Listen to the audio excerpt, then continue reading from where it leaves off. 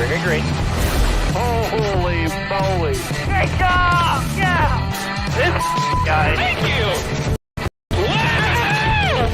Hell yeah. Woo-hoo! Great job, man! Now we got a crash. Car spinning left and right. Buddy, let her rip. Rain like hell, baby! Come on! Oh my god, guys! Yes! Yes! Unbelievable! You guys are the best! Yes, yes, yes, yes! Oh, what a year! Good evening and welcome to the NASCAR Weekly Podcast. We are live on my channel. It's a beautiful Wednesday evening and we've got a lot to talk about. The entire NASCAR world has been blown up this week. The entire motorsports world. What's going on in IndyCar, Darian? I saw David was live streaming last night. Man, David had like a peak of like 1.1 thousand people tuned in. Everyone wants to know what's going on. News. Oh, it's crazy, man. So you got Alex Palou in contract limbo or something over there. Two teams say he's under employment with them. It's not happening. Anyway, this is the NASCAR Weekly Podcast. We're going to focus on the plethora of NASCAR-related topics. We will be getting to Tyler Reddick in just a few moments towards the midway portion of the show. We'll also get to your Super Chats towards the end as well. We have a couple breaks set up for that, so we appreciate your support. Jarrett, you're chomping at the bit. I have an important question. What? Yeah, Did you know that Chase Elliott is from Dawsonville? Oh, no, that's the siren! Yep, there's the siren. I love how it didn't even go over. That's like a speed run. Hey, fastest Darian's ever blown out his mic. I do like how NBC has decided that they're going to put Rutledge Wood anywhere but the racetrack. Oh, yeah, they decided. They're like, hey, Rutledge, we love you, bro, but stay away from the track. We'll send you everywhere. Not that much. We'll send you anywhere but the racetrack. Well, speaking of a hometown crowd, Chase Elliott did get the win in at his home track of Atlanta Motor Speedway. It's his third win of the year. He's the first driver this year to get more than 2 wins. He's emerged as not only the regular season points standings leader, but he's also now the top seed for the playoffs should they have begun today. So let's kick things off. And none of us were there this weekend, unfortunately, but I want to start with you, Darian. Were you surprised at all that Chase Elliott got done? He swept all the stages as well. Well, I was planning to be there in person, but then, I had the car problems, unfortunately. So that's a whole nother story. I don't even want to talk about that because I'll just get even more angry about it. But hey, you know what? Other than that, though, amazing racing. A lot of fans, are still kind of in limbo about I miss old Atlanta, but I also love, the new Atlanta and stuff too. I'm kind of in the same boat as them, it was a very exciting race from start to finish, in my opinion, and then you had, you had a good combination of underdogs competing for the victory, and then your regular season contenders. Ryan Blaney. I thought Blaney was going to get the win there. He had been running up front the most consistently, in my opinion. But then obviously Chase Elliott kept coming back and forth, and then Corey LaJoie almost got his first career win. That's crazy. Yeah. He was a contender in those final laps there. Even my wife, who's a Chase Elliott fan, she was honestly kind of bummed that Chase won because she wanted Corey to win. And I wanted him to win. I wanted him to win solely for the playoff chaos because he's not even inside the top 30 in points, or he wasn't at the time. He crashed in the last lap, so he still isn't. But if he would have won, that would have thrown in another element to the playoffs. Can he get inside the top 30? That wasn't Jarrett's sole reason. No, not at all. I watched as that 9-car drifted up the track. I watched about $7,000 drift away. Oh yeah. I put $10 on LaJoie, and that's how long the odds were. So I forgot about that. Thanks for reminding me. Yeah, that's painful. It was painful. We don't want to pile. I don't want to pile on you, Jarrett, but kind of as Darian was just talking about, the new Atlanta. Has new Atlanta won you over at all, or are you still kind of missing the good old glory days? The good old days. Oh, I miss the old one, definitely. But even so, I will admit I did like this race a lot more than the spring one. And that was simply because I like the fact that handling had a lot more to do with who was performing well. While I might not agree with the move that Elliott made, he had the best car. He deserved to win. This is in no means a Mickey win like people were trying to say on social media. He through and through was the best driver and car out there, deserved to win. But I still miss it. I still miss that old Atlanta. Old Atlanta was one of my favorite tracks growing up. I'd get excited through about 2012 when they'd show up to it. Then I think got like a little too old. But yeah, I still miss it, but I'm not gonna let my pride get in the way of saying that was, I think, an objectively good NASCAR race. I think it'll. Go ahead, Danny. I was just gonna say, I think it'll just be interesting in like 5 or 6 years after this track's had a little bit of time to weather away in the hot Atlanta sun, a few more races on it. Will it still race like a super speedway in the long run? We've got Isaac in the chat singing the Mickey Mouse Clubhouse theme song, so thanks for putting that into their heads, Jarrett. But we also have John in the chat also saying that it wasn't a dirty move. So not to get off the Super Speedway Atlanta conversation for a moment, but we do have to talk about the end there. That block Chase Elliott threw on Corey LaJoie. It doesn't look like LaJoie holds any hard feelings over it. You know, he congratulated Chase Elliott in victory lane. Elliott was on LaJoie's podcast earlier this week. So Darian, first off, what was your take on that move? Was it a fair block, or was it just that maybe an over aggressive move, even though it was the last lap? Look, I mean, like, it's fair. And, first off, let me just say this. Trolling Chase Elliott fans on social media has to be like one of the funniest things. You can make it a full-time job. Yeah, I bet. You really could. It's so easy, like all I just did ask Cherie. Oh yeah, no, she has me blocked, by the way. But all I did on Sunday after the race was just upload this like small little clip of Kyle Larson blocking Chase Elliott with like 21 laps to go and stuff. And then they're like, oh, well, what happened? Did you guys forget about this? Blah, blah, blah. But no, in all seriousness, totally different situations there. All right. I could totally I do see why some fans are bringing it up and stuff. It's like, oh, like, some of the Chase Elliott fans being hypocritical, blah, blah, blah. But no, in all seriousness, it was a fair block. I mean, like, Chase Elliott had one of the best cars throughout the day. He was up front throughout the entire race as well. And they're on a super speedway on the final lap. I mean, like, what else is he supposed to do? Just like let him go by and stuff like it. But also too, I mean, you could also make the case that, if he didn't throw the block, does Corey LaJoie still have all that help? Because it seemed like he was kind of going out on his own there for a second. But then Chase Elliott, if he doesn't throw the block, he could have been thrown in the middle and lost all the help too. So like, hey, we'll never know. I'll push back a bit, because I think that what people say is fair and foul has completely changed in the last couple of years. That block 5-6 years ago would not be called a fair block.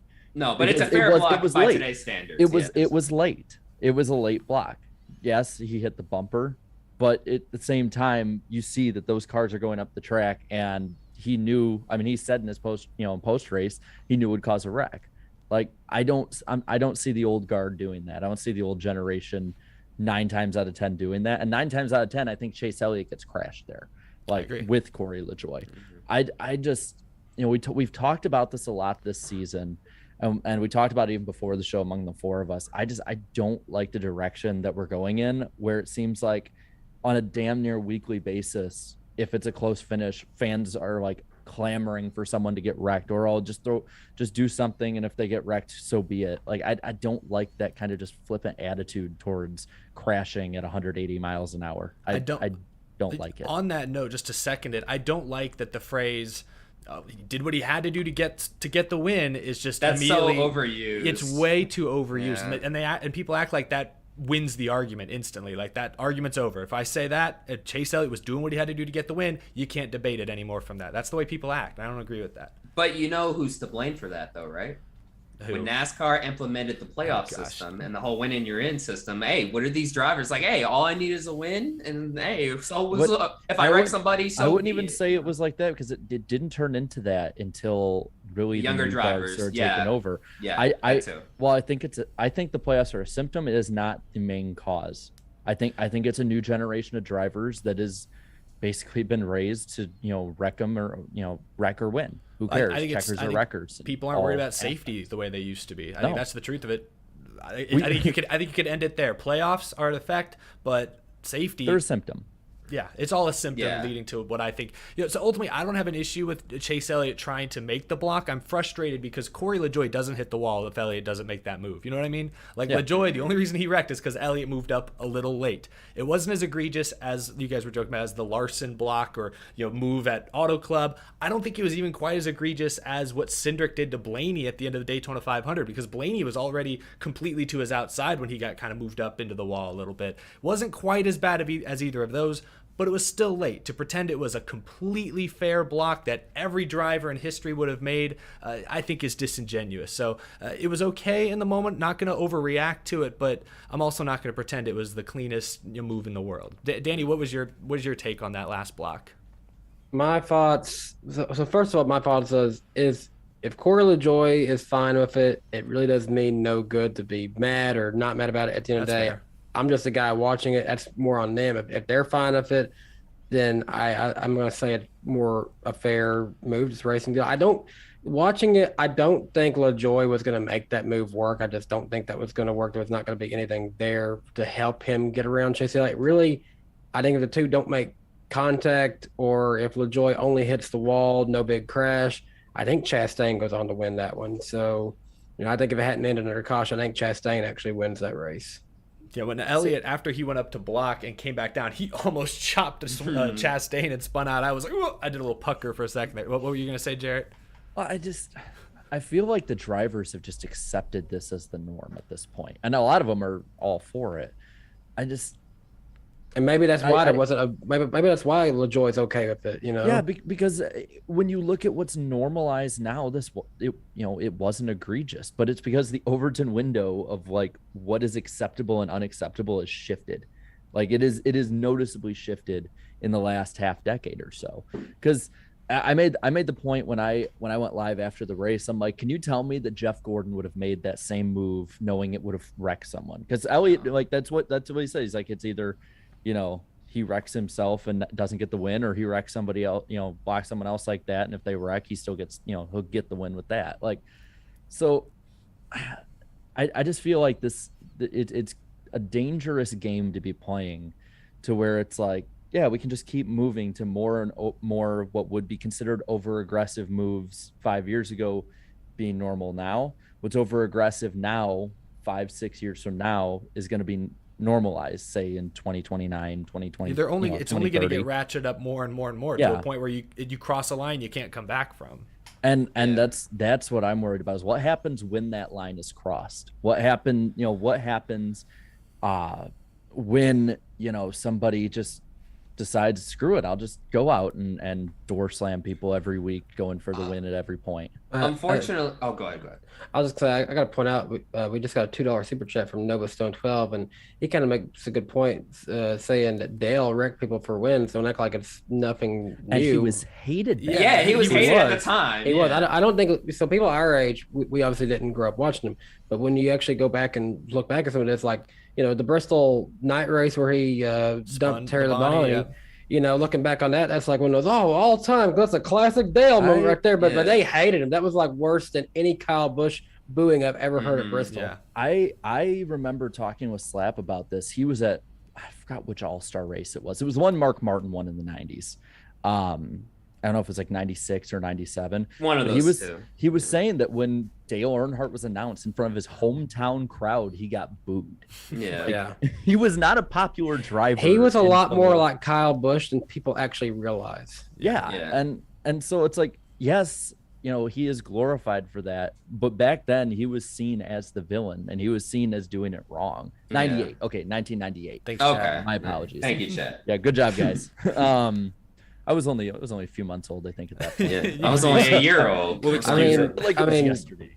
We talk about aggressiveness, but truth is Dale Earnhardt Sr. was probably one of the most aggressive drivers, I think, in part of NASCAR's history, and maybe a lot of current drivers are starting to race and act like he did. But okay, I'm not saying it's a bad way, but ultimately it didn't lead to a good outcome, and we don't want to see nothing bad happen either. Yeah, I feel like after Ryan Newman's, after he survived that terrible crash in the 2020 Daytona 500, now all of a sudden that's been just hammered in these young drivers' heads. If he could survive that, then then I can make certain moves here and there and stuff. I think that's it. That's unfortunately contributed to this type of racing. I don't think that's just something that a full line of thought they had, but I think it's something that's kind of it's just sort of in the back of their mind, subconsciously. Yeah. Yeah.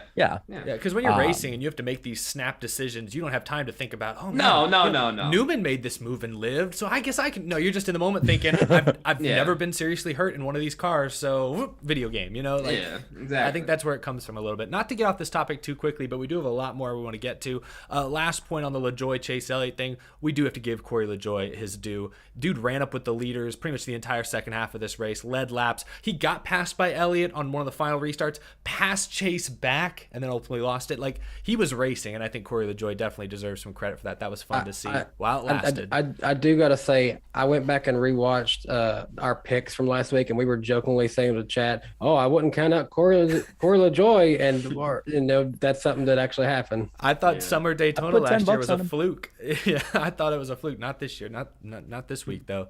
This is probably the biggest controversy of the weekend outside of the last lap block. I think most people have kind of settled down on that one, but Ross Chastain was at it again.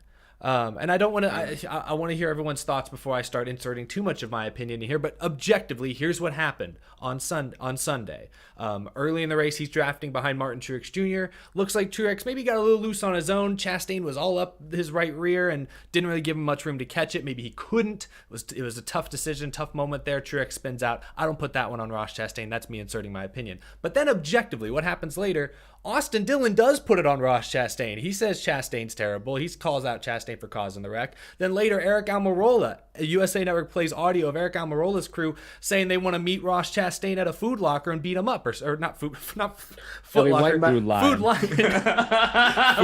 Yeah. I keep my lunch in my locker. No, but and then at the end of the race, towards the end of the race, Chastain gets tight, gets up into Denny Hamlin, spins him out in front of the field. That one was entirely on Ross Chastain. That again is me inserting my opinion, but I want to hear you guys' thoughts because Denny Hamlin said he's already at his limit. Where does Chastain go from here? Did he go too far yet again? Danny, start us off.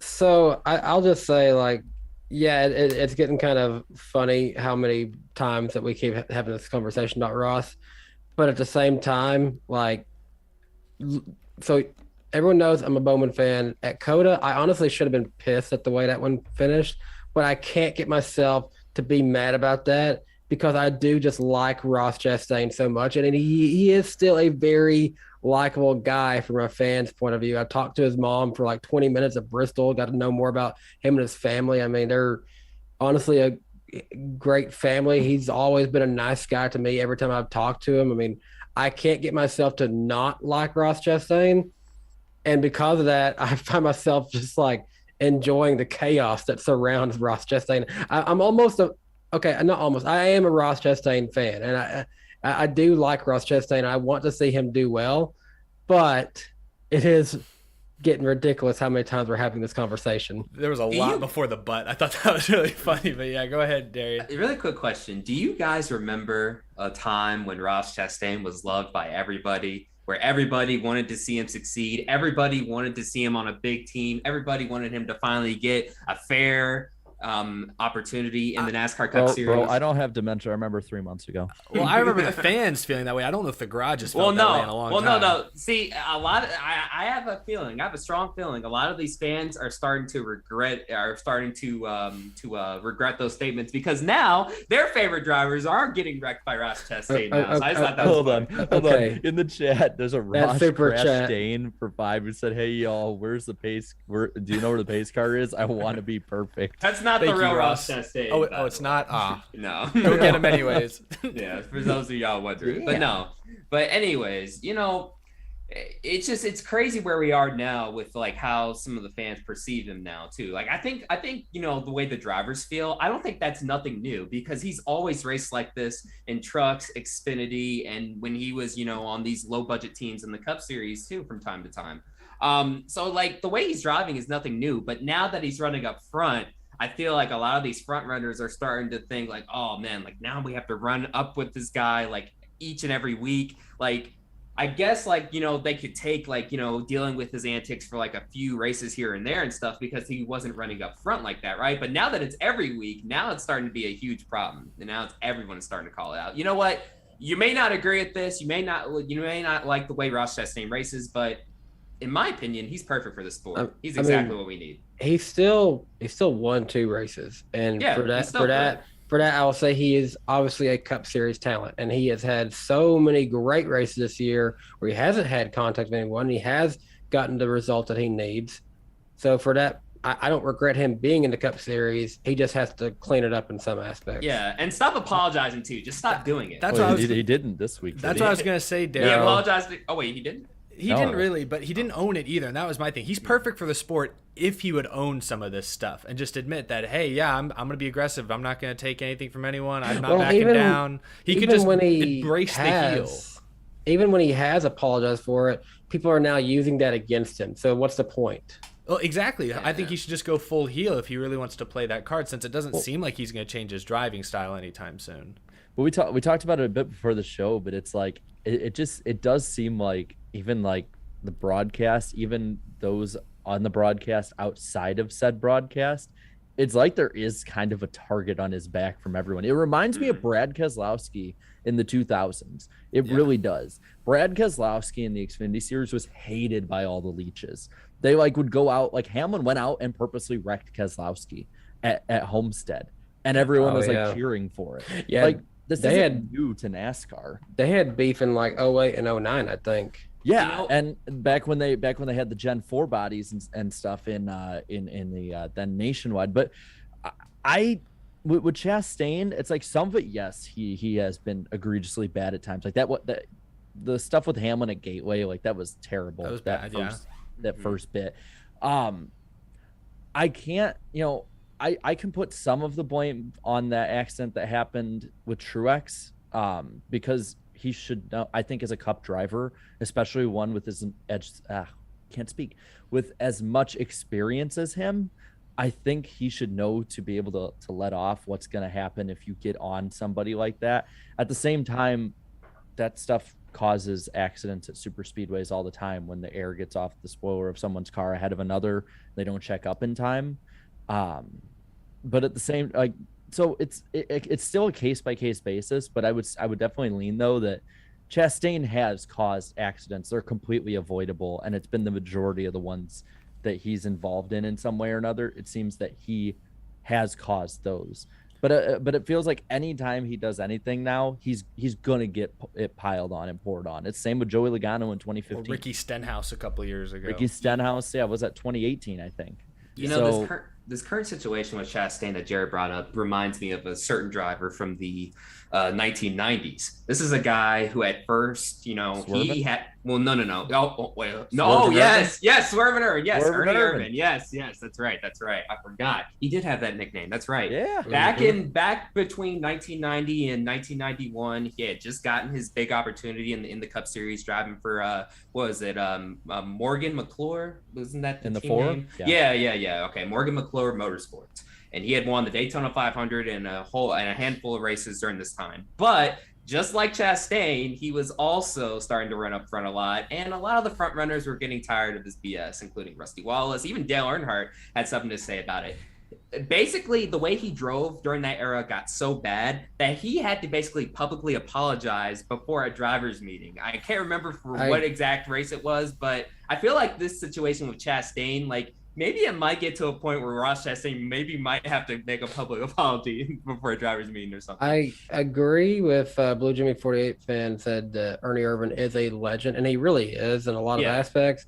But, at the same time, like you were saying, he comes from that same background. So it would be his career in the Cup Series didn't last relatively that long. So I'm curious if that might be a similar situation for Chastain. Well, that was due to injury. He got injured. Yeah, that was due to injury. He was, I believe, when he got hurt, he was second in the points. 1990. Oh yeah, that's right. 94. I don't know why my mind blanked and forgot about that. Yeah, sorry. He was, in all honesty, stronger than Earnhardt for most of that year. He was second in the points. 94 at Michigan. Actually, really, really, really kind of even to what Ross Chastain is right now, overperforming. Because I would say Ross Chastain is overperforming Trackhouse.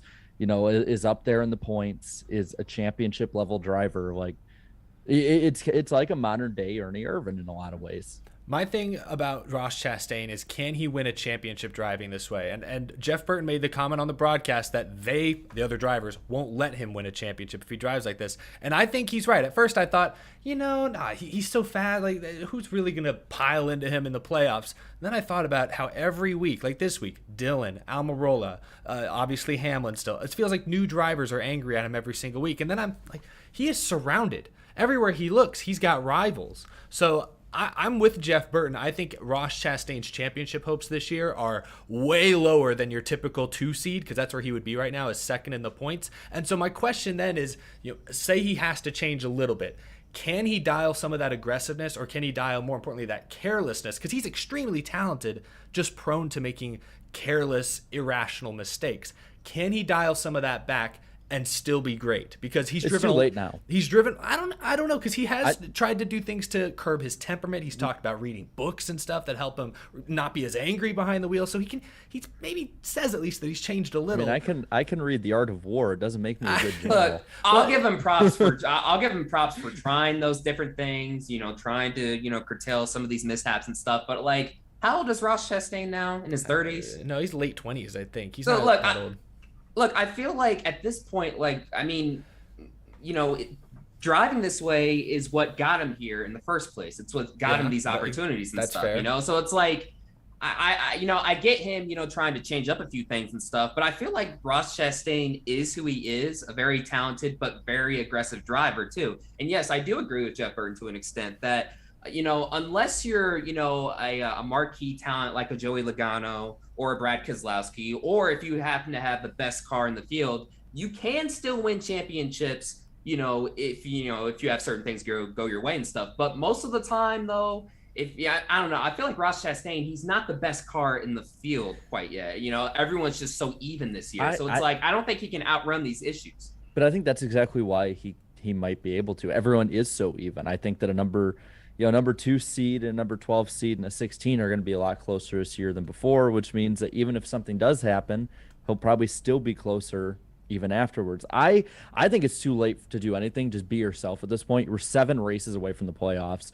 No one in 7 weeks is going to forget what happened to them earlier this year. They're only going to be emboldened more to do anything. So you might as well just go out and do the same thing.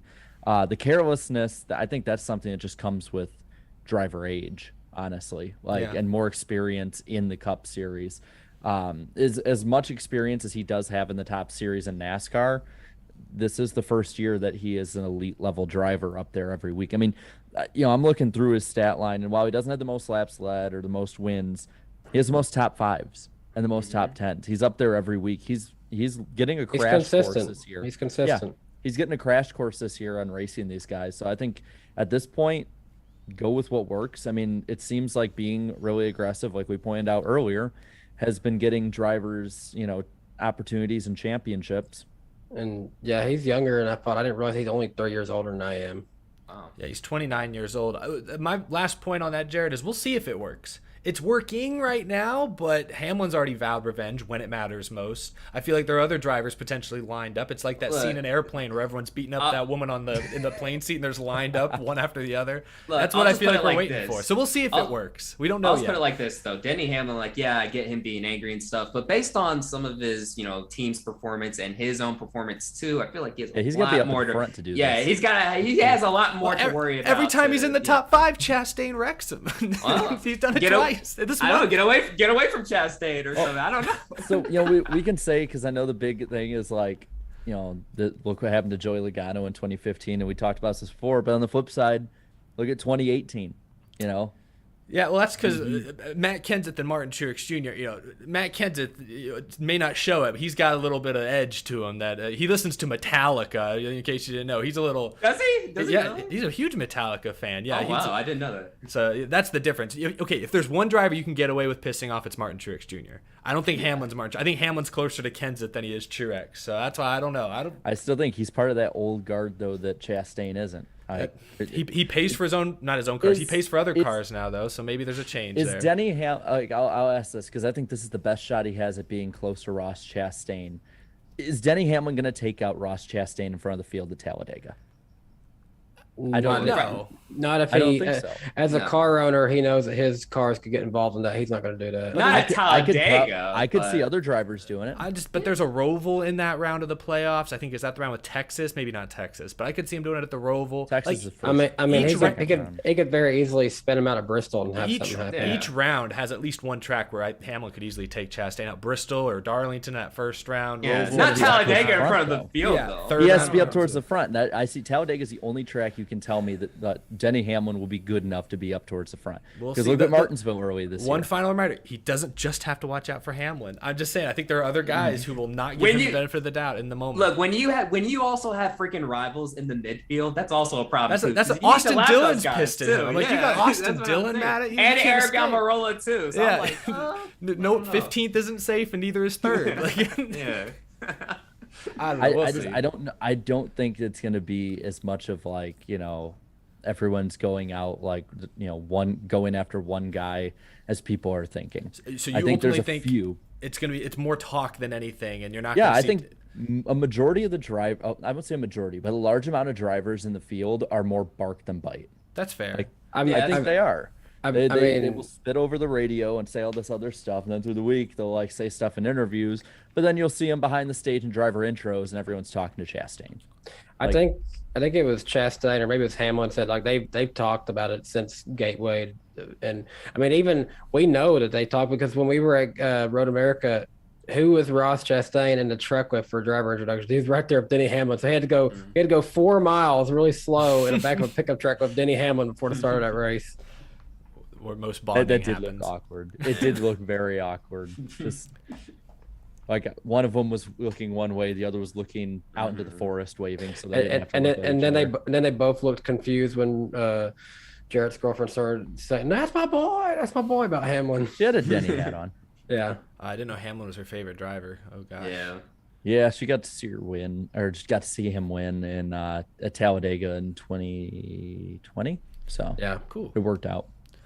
Real quick, before we get off Atlanta completely and start looking at the playoffs, how did you guys feel about this race being 400 miles compared to the spring race was 500? It was, I think, a good 30 to 40 minutes shorter. Yeah, I enjoyed it. It was a lot better, and also too, like, I mean, that was my main concern too. I was like, okay, when we first ran this new track at 500 miles, at the time we were still getting used to these new tires and stuff, and they were starting to shred a lot more earlier in the season. So I was like, oh, we're gonna have that same issue coming back, and it didn't seem like we did this time. But yeah, also like in terms of race time, 400 miles on Atlanta Super Speedway is perfect. But yes, I do like 500 miles on the old Atlanta configuration. But I mean, on the Super Speedway, no, let's just keep it at 400 miles for both races next year. If you just like the name 500, we can do that kilometer that's shorter than 500 miles, isn't it? Yeah, we can do that. We can do I'd that. like to see what the chat has. Do you think we can put up a 2-minute poll to see what they Sure. think 4 or 5? Because I thought it was better, but at the same time, I thought the racing overall was better in this one. I thought that the 400 made it flow better, but at the same time, like it seems like it is almost a tradition at this point that Atlanta has to be a 500 miler. Like I said, though, I personally like the 400 better. I just know it's very unpopular with NASCAR fans if you talk about shortening races in any context whatsoever. Yeah, and also don't ever talk about taking some races off the schedule too. Oh no, that'll I hate this track. Okay, well, we'll take it off let's the see. schedule and have a 35 race schedule. No, keep it on, damn it.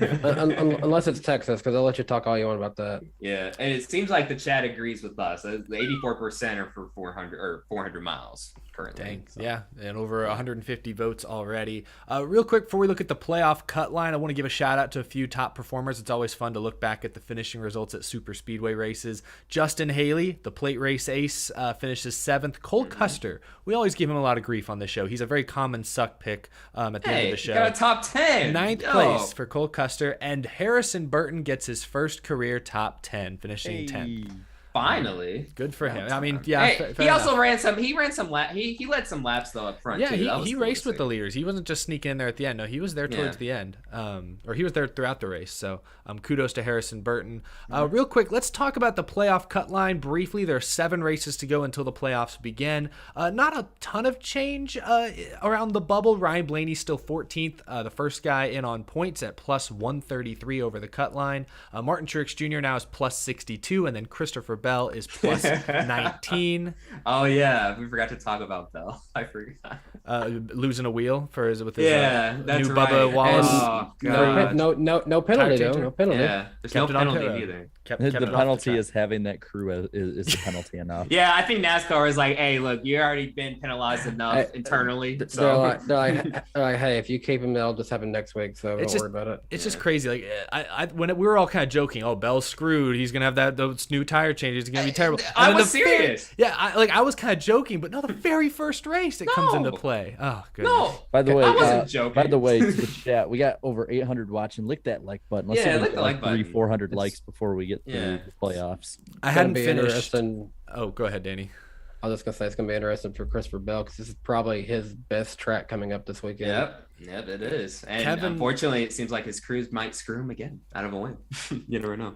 Kevin Harvick is the first driver out, still minus 19. Eric Almirola is minus 43. Everyone really has to win. If you're out, even if you're Harvick, it feels like you're basically in must-win territory at this point because, like you guys just said, Bell is great at New Hampshire coming up. We know Truex could win anywhere. Blaney could win anywhere. He's been close many times this year. He technically won the All-Star race, just doesn't count for points. So not a lot of change there, really just must-win territory. And super speedway at Atlanta was kind of looked at as a chance for a wild card winner. Chase Elliott getting the win kind of blew that up. So there's really only 3 traditional wild card races left before the playoffs, but with this car, Michigan's a wild card race. I'm looking forward to that in a few weeks. But hey, be on the lookout for Pocono. I feel like that's more of a wild card race than some people are making it out to be. Pocono, in my opinion, and this is going to sound, this probably might be a hot take. I think Pocono is the most interesting race like going into that weekend of any of the ones left before the playoffs because I don't know what it's a lot of unknowns. It could be 2019 Pocono where it's single file the entire time because of just different issues that the teams have talked about, or it could be like 2000, right after the repave Pocono, which was really good when they had shifting involved all over the place. Like I am actually probably the most intrigued for a Pocono race. Honestly, probably since I was a junior fan back in 2014. I agree. This is the most interested in a Pocono race. That's why I'm going. I'm finally going to Pocono, so I'll see you guys there. Or in a dream scenario, we get 1981 Pocono where they had like 50 lead changes or something crazy like we'll that. remove the fence and everything on the back. and add the freaking boilerplate walls again too. No, we'll get the trees out there, man. We'll get the trees.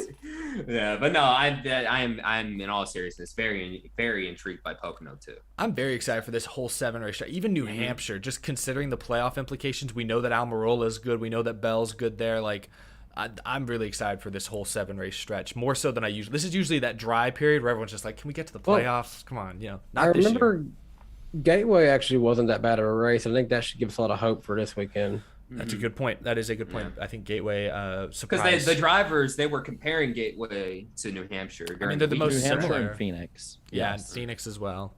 Okay. Good stuff. Real quick before we get off the Cup race, we got to get to the poll in a second, so I hope you're pulling that up, Jared. In the meantime, the TV ratings, we always like to talk about the TV ratings, and USA Network saw, a pretty serious uptick in viewership this week. They got a 1.51 rating for the Cup race and 2.65 million viewers. That's a 3%. Whoa! Hold on, Darren, I'm getting there. It's a 3% increase in ratings from this weekend last year and 6% increase in viewership. But perhaps more importantly, and you can save your woe for this, Darian, this race on USA Network was more viewed than any race on NBCSN last year. Double woe. There it is. I was waiting for it. We were kind of debating this before we went live. Like, what's the reasoning? Has word gotten around that Atlanta's like Talladega now, and everyone loves Talladega, everyone loves Daytona? Or is it, maybe USA Network supposedly is available in more households. It's included in more basic cable packages. So maybe there's just more people with an opportunity to watch NASCAR on USA. I don't know, but I'll open up the floor here. Anyone have any theories as to why this race got more viewership than any cable race last year on NBC? I think so. A big part does have to be a super speedway effect.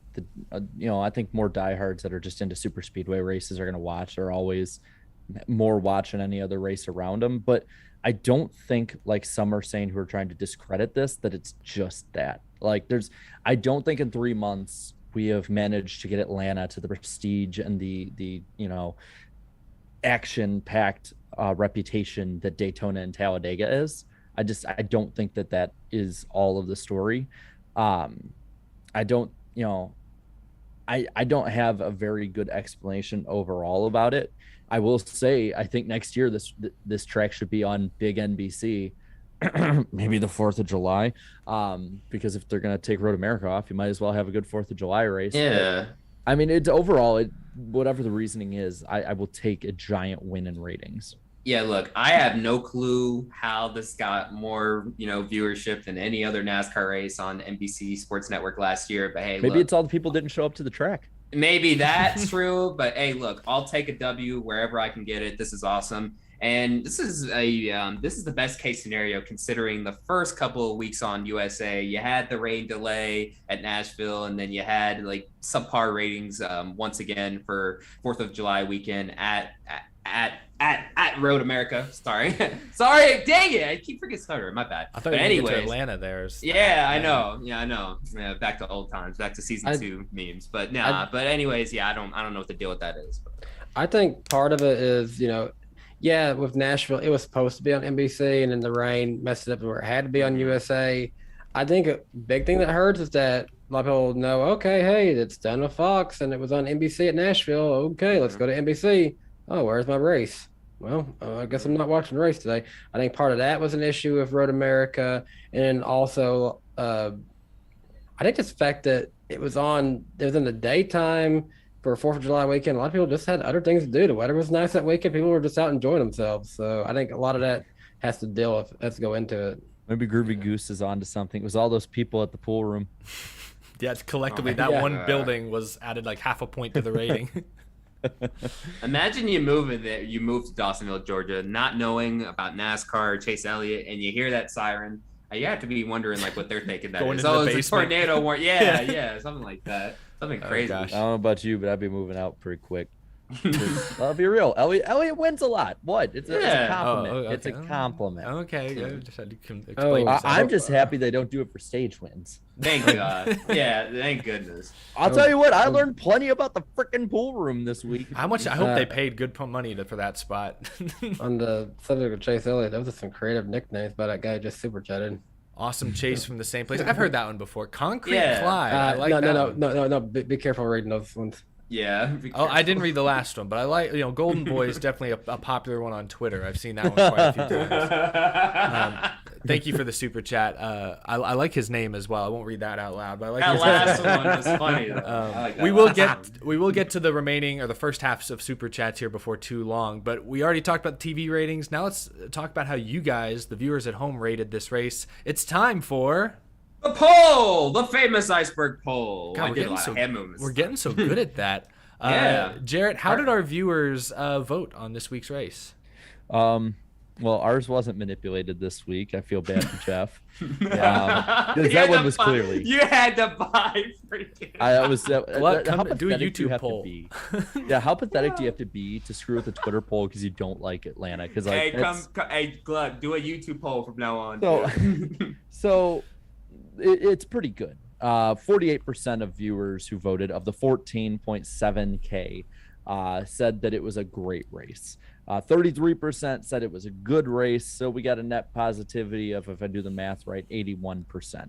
Good math. 12% of you thought it was average, 3% below average, and 4% of you probably want to buy bots because he said it was bad.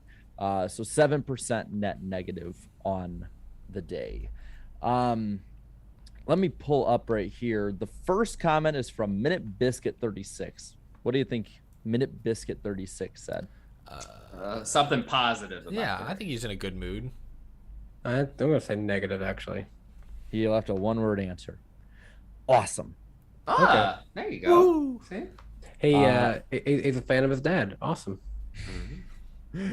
So looking at some of the higher voted comments here, we have 48 Nation with the highest voted one at the moment. Says, I would say that this was a pretty good race. I hope the spring race becomes a 400-mile race after this one because that felt like a perfect distance for this track. Pain for LaJoie, 8.5 out of 10. I agree, bro. That's a good assessment. I agree with that one. Yeah, I agree. I say good because I agree with it. Very good. He's saying all the right things. Good. Very good. I see this guy in the chat. I see this guy in the chat right now. Spencer5478 said, Well, that was a chaotic race, but a good one at that. Lots of action and lots of excitement. I still love and then it's every like big letters and all spaced out parody that we've been having this year. Stinks that LaJoie didn't get the finish he deserved, but that was a very good try. Yeah. Good try. Let's just Gets a scroll down. sticker. Do they have a good try sticker that they put on the C post on the driver name banner? Maybe the team can do whatever they want, I guess. Yeah, the team could give him a trophy. Can they? I don't know. Would NASCAR get mad? No, I know what they should do. Just every time there's a good run or like a better run or they're getting faster, put a penny on the post. Oh, There you go. Like add it to the wrap. Stack some pennies. I like that. That's actually very clever. Because of the show. If they keep adding enough pennies, that could create some downforce. No, not an actual physical penny. In the graphic. Maureen O'Brien says, very good race. Devastated for LaJoie, though. 8 out of 10. Seahawks 24 rule says, I still don't love the style of super speedway racing, but it was entertaining. That's kind of like what my take was on That's a good. See, I'll be biased. I'll be honest. This is still kind of getting tough for me to get used to this type of super speedway racing because there's like so little space and stuff. But also, like the thing I love about it too is that this super speedway kind of reminds me of like the old Daytona one where handling does play a role. Smaller version of it. Yeah, For sure. yeah. I was gonna say good point to that one as well, even though I don't agree with it quite as. I agree with it pretty well, but not as much. I just wanted to be unbiased. Good point. Joe Plem says much better than the race in the spring with a thumbs up. Let's see. Ryan Felix says loved it. I think it was better than the spring race. I swear I'm not just cherry picking these to read the ones that agree with seems you. to be a Pick general away, it's your consensus. Rainbow Apocalypse said had LaJoie won, it'd be a 10 out of 10. I'm gonna go down to the bottom ones, and we'll read what the bottom voted ones were. Okay, here's the juicy ones. Here's our 4%. Nice. Okay. We have Chris Staley. What a waste of an afternoon. This track is awful now. Ooh. Mr. Good point. $10 super. Mr. Previous Super Chat said Mickey won again. I hate this season. Good point. That's Another good point. Okay, I love the __ Supra _ track suck, winner suck, racing suck, but the broadcast was cool. bad point. No. Horrible. Ghost killer, but it's spelled with numbers. How do you kill a ghost? Yeah. No idea. It's already They're already dead. Yeah, I was about to It's say. You Maybe it's return like- them to life. Maybe it's like Harry The Potter. worst punishment. Nearly headless Nick. Bad track. Mickey Mouse win. Does the track have... English is difficult for this person. I feel Putting them on blast. I low key feel bad for starting that meme because now every win he gets, I feel like there's gonna be a subsection of people that just put Mickey win every time now. The one on the very bottom it's something. Another crap show. SRX was way better than this race. And there's one response from Brandon Davis 13 hours ago who says, fake news. I mean, I enjoyed SRX, but Yeah. Bonnie dominated the whole thing. Bro, so- we were all at SRX, and let me just say, it was not. I mean, like we had a great time there. Obviously, got to speak to a lot of people, including Alan Bestwick. But I mean, as far as the racing is concerned, no, I'm gonna have to disagree with you there. Yeah, bad Sorry. point. That was a terrible point. Yeah, bad point. Garbage Terrible point. Yeah. That's all for the poll this week. I'll be sure to get it up as soon as the checkered flag hits. I got it up like 5 minutes late because I was getting ready to stream after the race. I I'll had be people slacking. I had people like I had 20 notifications on Twitter that weren't from my Chase Elliott trolling tweets. That's funny. Well, thank you for everyone for chiming in on the famous iceberg poll this week. Tune back in for next week's poll after the New Hampshire race. Darian just said it, but we were all at the SRX race Saturday, so we got to see bits and pieces of the truck and Xfinity race. From what I've seen and what I've heard, the Xfinity race kind of ended anticlimactically, but congratulations to Austin Hill getting the win. He won at Daytona earlier this year as well, so he has emerged as a tremendous... And Atlanta. And did he win at No, he finished second. Oh, second. I'm sorry. Never mind. But didn't he win Talladega this spring as well? No, Yeah, he was probably the best car in the race, and he got wrecked. So he's basically been a true contender on these super speedways. He's been the best super speedway driver team this year. So anyone have any strong takes? It definitely wasn't as exciting of a race as the Cup race, at least what I did see. So I watched the first like half of it at the track and then watched the rest of it later, and it really wasn't that great. I thought it was, I thought it was pretty much the worst of any of the races run at this configuration so far, truck, Xfinity, or Cup. So not really too strong of an opinion, honestly. I mean, great job. Shout out to Austin Hill, man. His first year in the Xfinity Series, he's doing well. But his teammate didn't have the best of races at all, though, Sheldon Creed. And I don't know. I thought Sheldon Creed would do a lot better in this series, but I guess he just hasn't caught on yet, you know. But hey, Austin Hill's doing pretty good for RCR, though. And hey, you're looking for a potential replacement for Tyler Reddick after 2023. Hey, it might be him. You never know. He's auditioning. Not going to jump the gun on that just yet, but he definitely is becoming like the new Justin Haley of the Xfinity Series. Be really, really good on super speedways. That's a good comparison. Yeah, no, very strong. Once again, congrats to Austin Hill. The trucks were at Mid-Ohio Saturday afternoon, and I know I got to see a little bit more of this race. It was really cool to see Zane Smith battling Parker Kligerman for the win. They raced each other with a ton of respect, and it was Kligerman winning for, I believe, the third time in his career. I think his other wins were super speedways, if I'm not mistaken. So this is his first road course win, but a very popular win at that. So, Danny, start us off. How cool is it to see Parker Kligerman back in victory lane for that small? Was it Henderson Motorsports? What was their full name? Yeah, okay. Not just seeing Parker Kligerman go back to victory lane, but the Tide Ride goes back to victory lane, guys. The Tide Ride has rose again. So yeah, love seeing those Cinderella stories like that. I was telling these guys, I'm confused on the NASCAR app.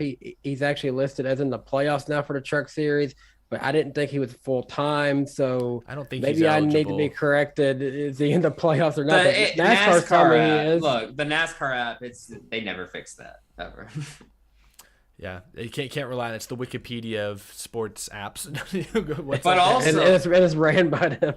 But also, hey, shout out to Haley Deegan scoring her first top 10 of the season. It's about damn time. She's needed something this year. Yeah, you finally had something go her way. Finally, The bar is very low this year. Yeah, but, top 10 in trucks. Hopefully she can have fun in SRX this weekend. It's credit to her. She got it at a road course. That is, I think, commendable. The road courses are not different. And throughout the weekend, there were weather concerns. Practice, I think even qualifying took place in the rain. So, yeah, it was an interesting weekend. Put a lot of these drivers' skills to the test. But congrats to Parker Kligerman. That's a really cool story for him and that small team. I saw they're selling some pretty cool shirts that say, like, small team, big win. Got Parker Kligerman with like a stack of money because he got like a $50,000 bonus for winning this race because of the Camping World Challenge, whatever it's called this year. A cool story. I can officially say, looking through the grid right here, that this guy he makes the grids and puts them on Reddit and Twitter. Diecast Charv, I believe, is his name. And I can confirm that Parker Kligerman is not in the Truck Series playoffs. So NASCAR, your app is wrong. Yeah. Again, it's wrong for like the 150th time. That's just sad, man. Just fix your damn app, bro. Like IndyCar's app is way better than those. Way better. I was trying to stay positive and give Kligerman his due, but yeah, the NASCAR app has its shortcomings. Well, you can blame the NASCAR app for messing that up.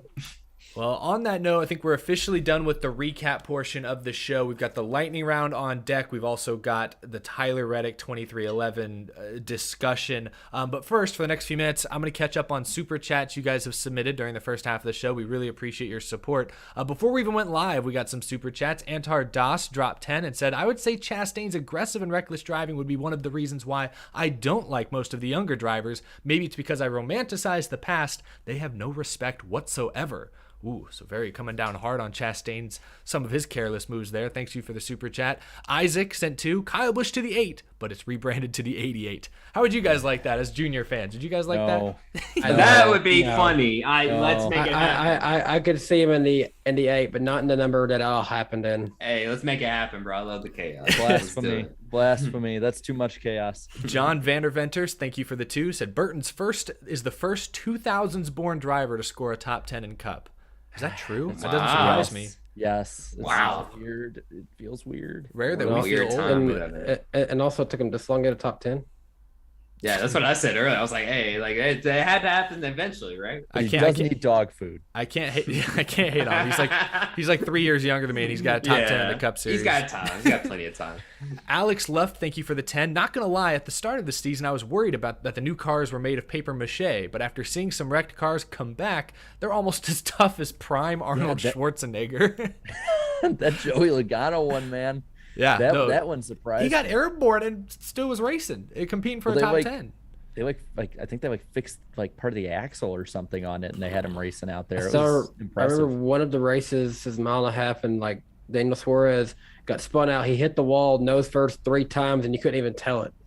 Gosh, yeah, this car outside is durable. That much has been proven. Napa Racing Fan 927 sent a couple. First one says, please NASCAR, no tinted windows this year. That's right, we're back in New Hampshire. Inside joke. And the second one, since his Martinsville win, William Byron has had 1 top 10 at Sonoma in his last 12 starts. Ouch. 1 top 10. It's all in bad 3 luck. months. Nothing else. All bad luck. Yeah, It's all bad luck. everyone tried telling me on Twitter, like, dude, it's just bad luck, right? I'm like, no, it's not. Some of it is, but he did win the Well, Slinger. some of it, yeah, but He did a win lot the of it Slinger isn't. Nationals last night. Shout out to Yeah, William yeah, Byron. that That's was like his cool. 6th straight super late model win with that team. That's insane. Mm. Gordon Smith 24, thanks for the 5. Reddick and RCR. We're gonna have the most dramatic motorsports breakup of the year. Pelot and Ganassi. Hold my beer. Yeah, that about sums up yesterday. Thanks for the comment. Clone Squadron Racing. When your favorite driver wins, you feel like you win too. And I needed that with how down I felt lately. Grateful to have NASCAR and the NASCAR Weekly podcast. Love you guys. Thank you, Clone Squadron thank you. Racing. Yeah, thank Hope you. you're doing well. Hope Chase Elliott lifted your Yeah. spirits.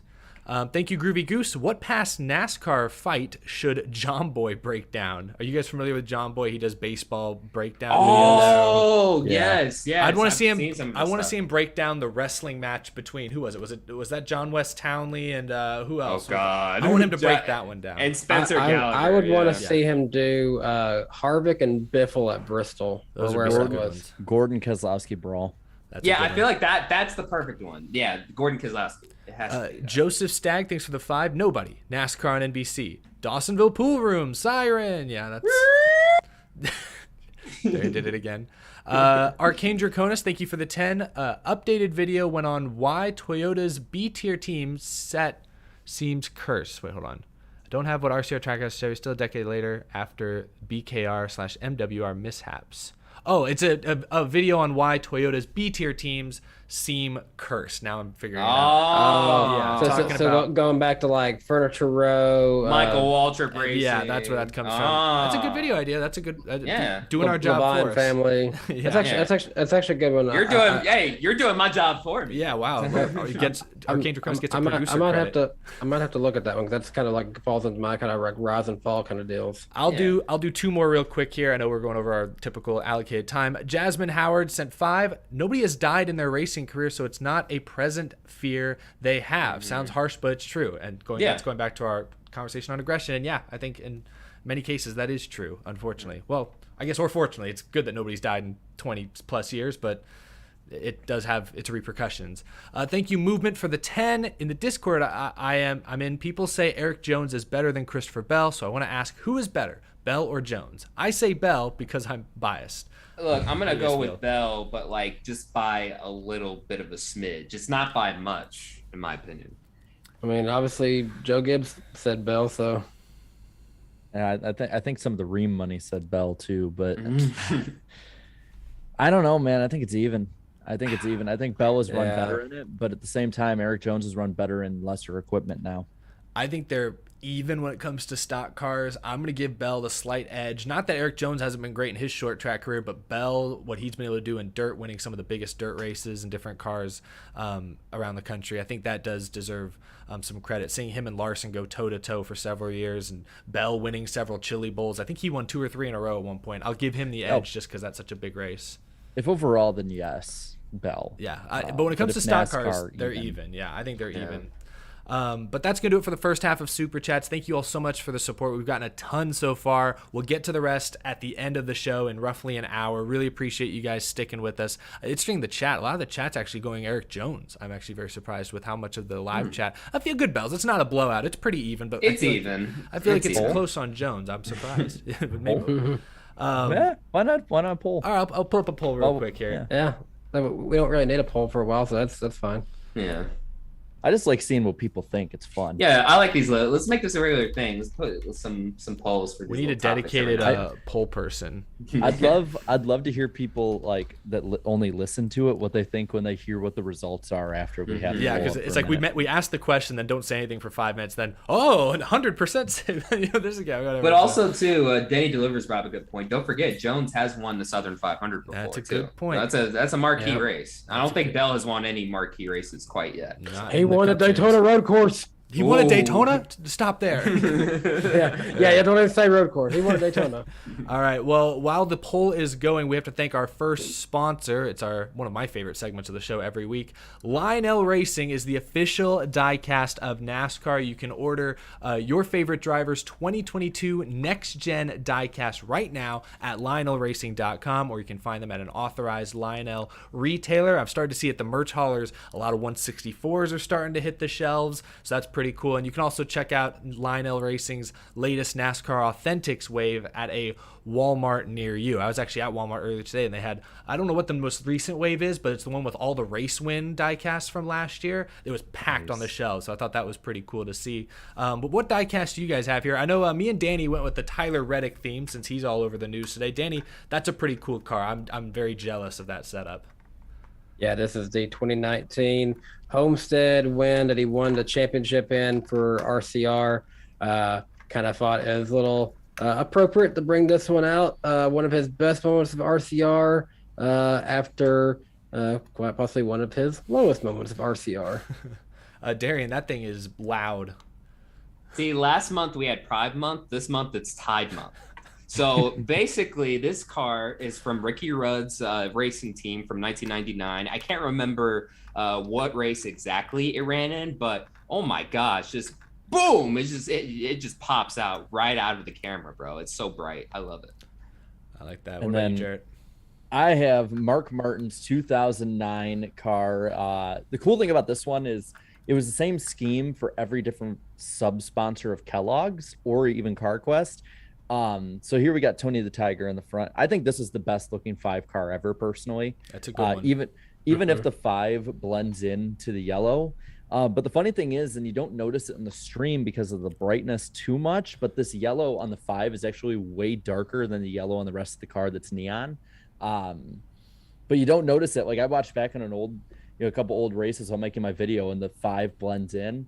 And then another cool thing is that the Cheez-Its and Kellogg's logo is on this side, right behind the number. But on this side, they got the Pop-Tart logo because those were all the ones that would rotate as the main sponsor. Yeah. Good detail. It was a very simplified version of what Kyle Busch and Casey Mears drove. They redesigned it, but I think it worked really well. Yeah, and I want to, real quick, one last thing. Mark Martin, if you're watching, thanks for sharing my video on your Facebook page. Yeah, that was pretty cool.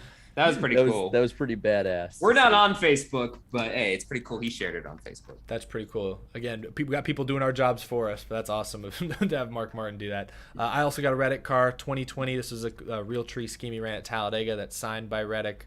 Just a cool looking car. And I love how they have the little bit of, I don't know what it's called, the clear glass, I guess, on the tip of the spoiler for the super speedways, especially that year. Little attention to detail is nice.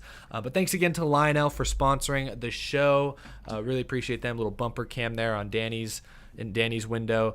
Darian, do you feel that change in the weather? It's we've been under like heat warning here in Texas for the last couple of days, but now my knee's starting to act up. I think there's a storm a brewing. And it's the lightning round on the NASCAR Weekly Podcast. Jarrett, what do we have on tap for this week?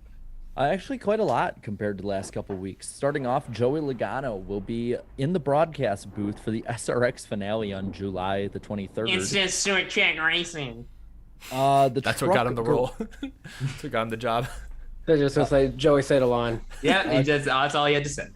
According to Truck Garage Chatter, it's looking like the schedule may be going over U.S. borders among some other shuffling, as well as maybe the Truck Series even going to the Chicago street course as well, according to Chris Knight. That would surprise me. Not the international. There was actually some but... video that leaked from Road America from like the inside the hauler, I think, of like an Xfinity team, talking about like, how they were going to get to Chicago for the street course next year. So interesting stuff there. Parker Kligerman says that Henderson Motorsports wants to go full-time in 23 and is actively looking for sponsorship. Chris Knight reported that as well. Martin Truex Jr. this weekend is going to be sponsored by Interstate Batteries with the same scheme Kyle Busch had for Interstate Batteries. It's a great scheme. It's weird to see it on the 19th.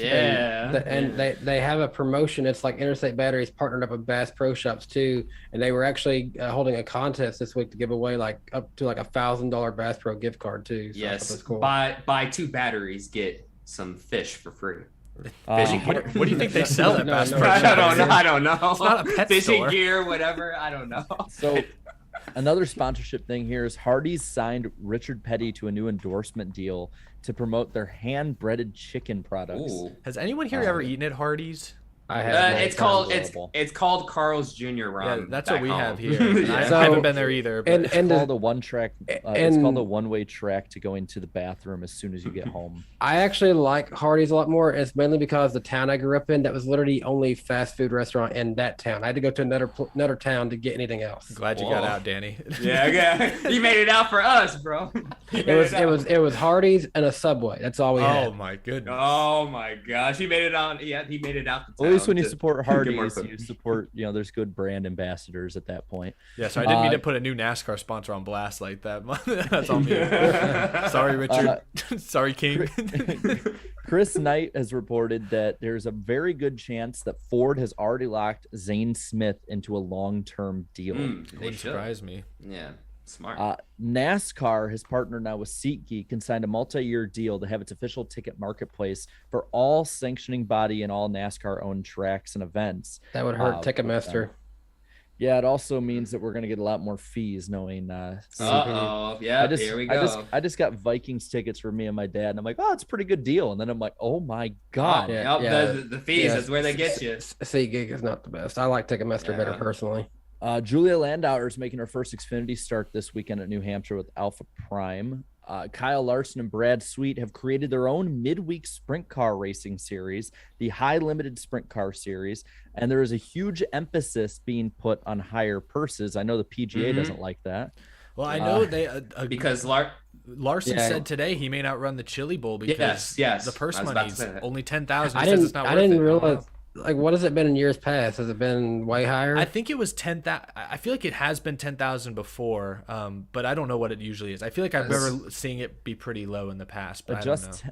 Adjust 10,000 in December to this December with inflation. We'll see what it all equals out to. Oh gosh. And then lastly, Frankie Muniz, who you might remember from Malcolm in the Middle.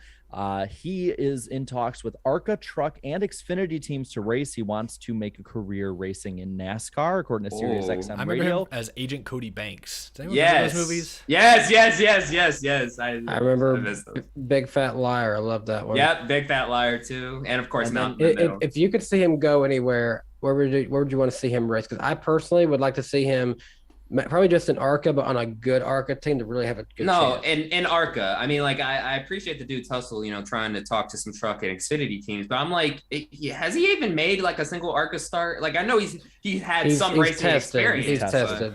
Okay, I'd like to see him have a good shot at Talladega or Daytona. Yeah. Like I mean, for Interesting Xfinity fact. or trucks, I could see Daytona or something, but anywhere else, I don't know. Interesting fact that I learned is that he is actually the last person to shake Dale Earnhardt's hand.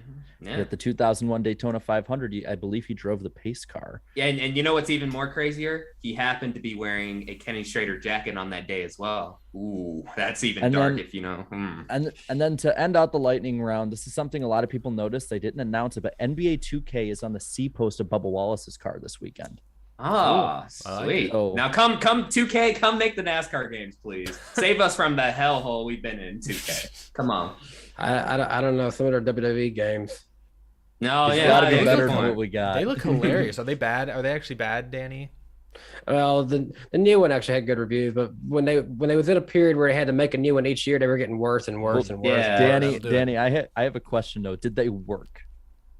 Not 2K20, but They work better than Ignition. I'll take those odds. So actually, they took a year off, didn't make 21, then made 22, and it worked out okay. So I'm hoping that this works for ignition, folks. Yeah. Fingers We'll crossed. see. Well, that was the lightning round. And on our poll, when we asked the chat, Jones or Bell, we had almost 350 votes. 53% say Eric Jones. It's pretty close. Okay. Pretty competitive. All right. So that'll do it for the lightning round. Absolutely. Okay. And once again, that'll do it for this edition of the lightning round on the NASCAR Weekly Podcast. And now back to the show.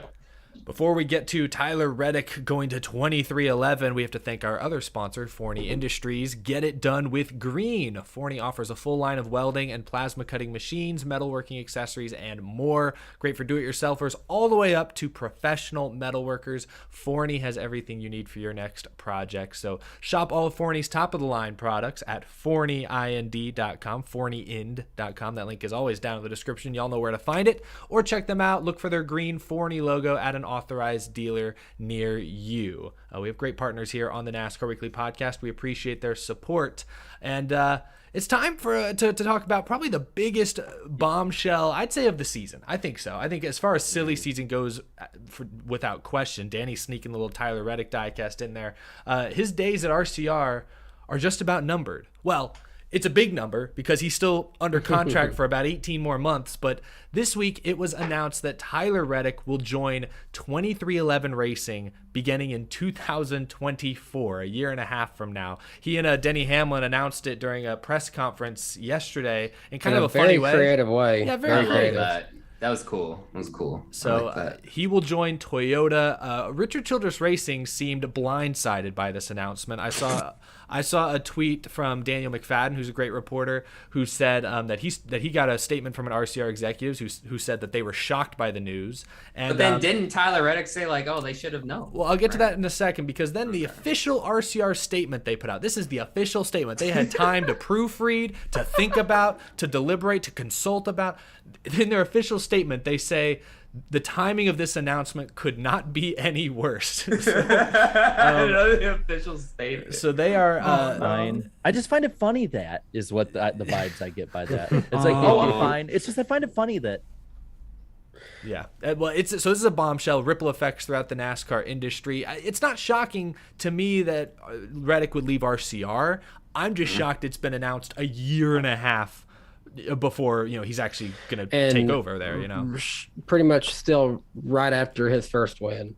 Yeah, and that's maybe that's what they mean by the timing could be worse. RCR celebrating. I have a feeling finally won a race, and then this. I have a feeling that's probably what is meant more by it, but it's still come off with like Jarrett said. It's funny that they give that kind of vibe. Yeah.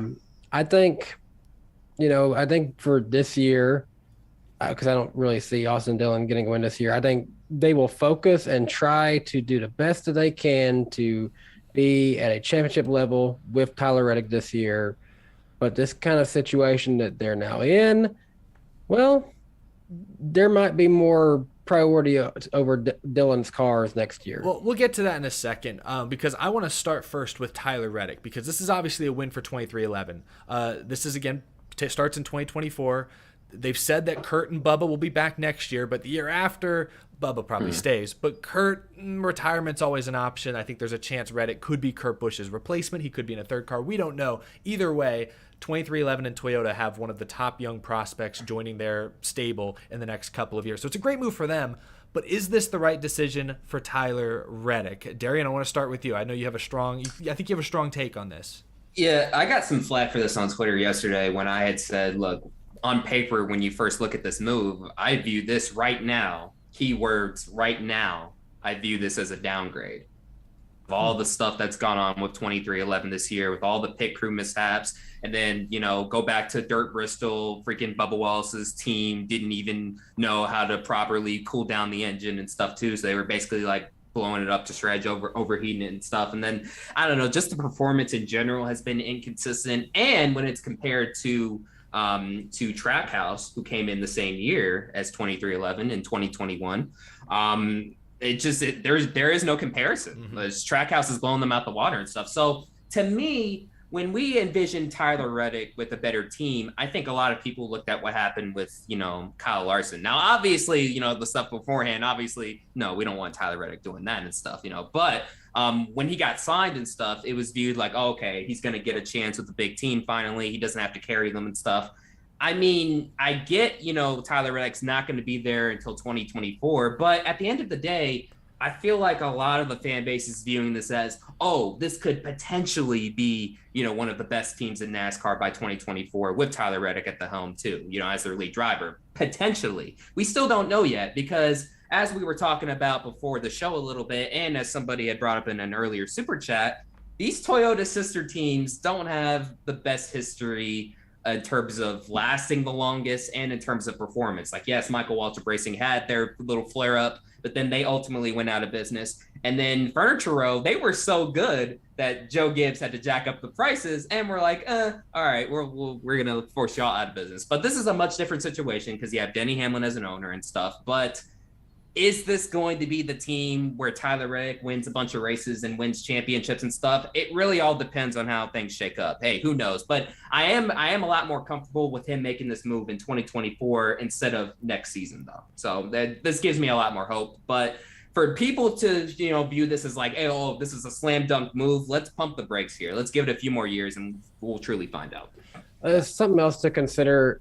Just last year there was stories coming out about how 2311 Racing had bought like 15 acres of land that they were going to develop into a bigger shop. They're going to be focused on the future better. Maybe this is part of that. I know that the designs that we saw come out about that potential new shop that they were going to have indicated that they may eventually be open to be a 4-car team. So maybe this is just part of the planning for the future for that. If Kurt Busch is there and they get a third charter and this is a 3-car operation by then, maybe that's what it is. But, I do got to remind myself, hey, they did say just last year they're already planning for the future. So, well, they've said more recently, though, that everything's on pause until the business changes. So that's why this is a little bit of a confusing.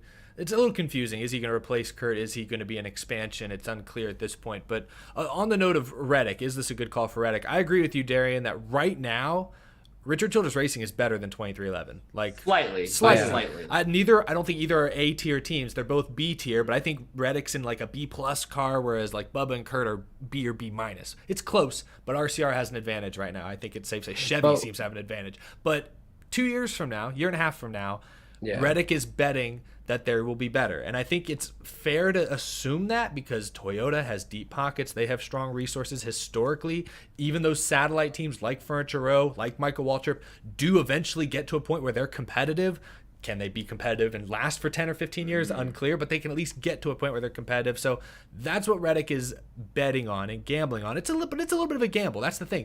I'm with you, Darian. It's not a surefire. This isn't like he's signed up to drive the 18 car for Joe Gibbs Racing where it's going to be a contender. Let me add this really quick. From a branding perspective, this is a perfect move for him, to get your brand out there and stuff. But on-track performance, that's still to be determined as of right now. I talked about this with amongst the four of us before we went live.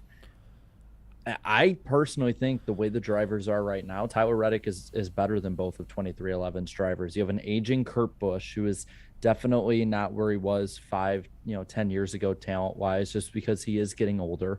You have Bubba Wallace, who at the moment is a mediocre Cup driver. I mean, yes, we can say, oh yeah, he'd be a lot better without his crew making mistakes. He's mediocre right now. But yeah, he's mid-pack. He's in a car. He's in a ride with a team that Kurt Busch is obviously showing is better than what he's letting it be seen.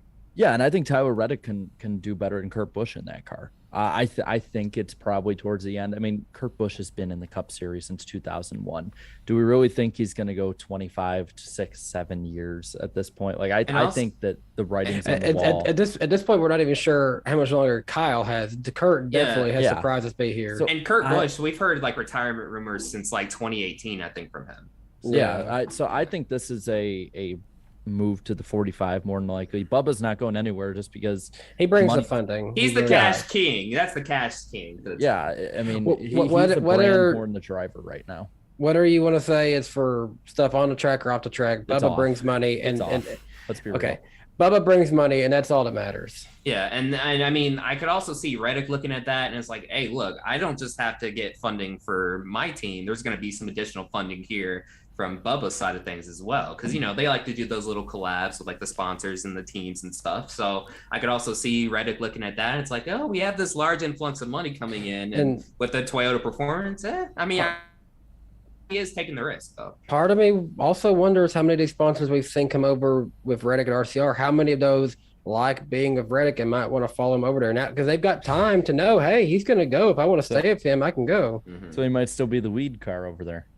Yeah. Hey, keep the lead card, please. I had a chance to kind of talk with a few people at 3 Chai, and they follow me on my Twitter account, and so I mean they've got a pretty good like plan to kind of like be in NASCAR. It sounds like, so they might want to look at it. Hey, stick with Reddick, yo. Stick with Reddick. I just want to see the croissants carry over to Toyota.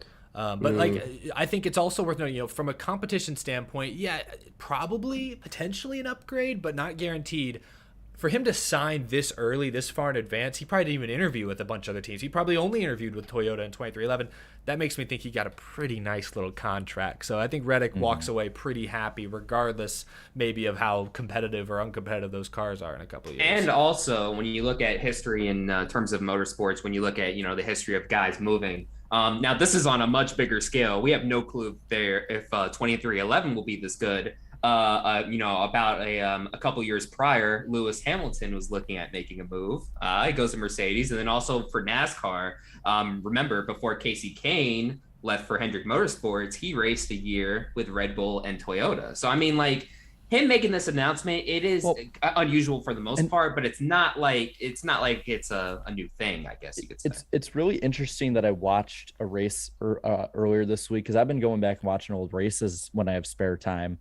And I watched an old one from 2005 at Chicagoland. And before the race started, they were talking about Jamie McMurray had just signed a deal to race in 2007 at Roush, but he'll be at Ganassi 2005 and 6. So I mean, I know it might be out there, but it's like, is there a way that RCR tries to change the deal? I mean, it sounds like Mr. Childress took this a bit personal. Yeah. Can really quick, can we talk about RCR specifically for a moment? I mean, like, Eric, you start us off. Like, what do you think has to be going through that team's mind? Because again, we had just talked about this. They had just won finally. Tyler Reddick gives them their first Cup win in years, for the first time in years, man. And now all of a sudden, less than a month later, boom, I'm leaving, y'all. Well, they're losing the closest driver they've had to a superstar since Kevin Harvick left almost a decade ago. So that stings. There's no good way. The timing is never good for that. You know what I mean?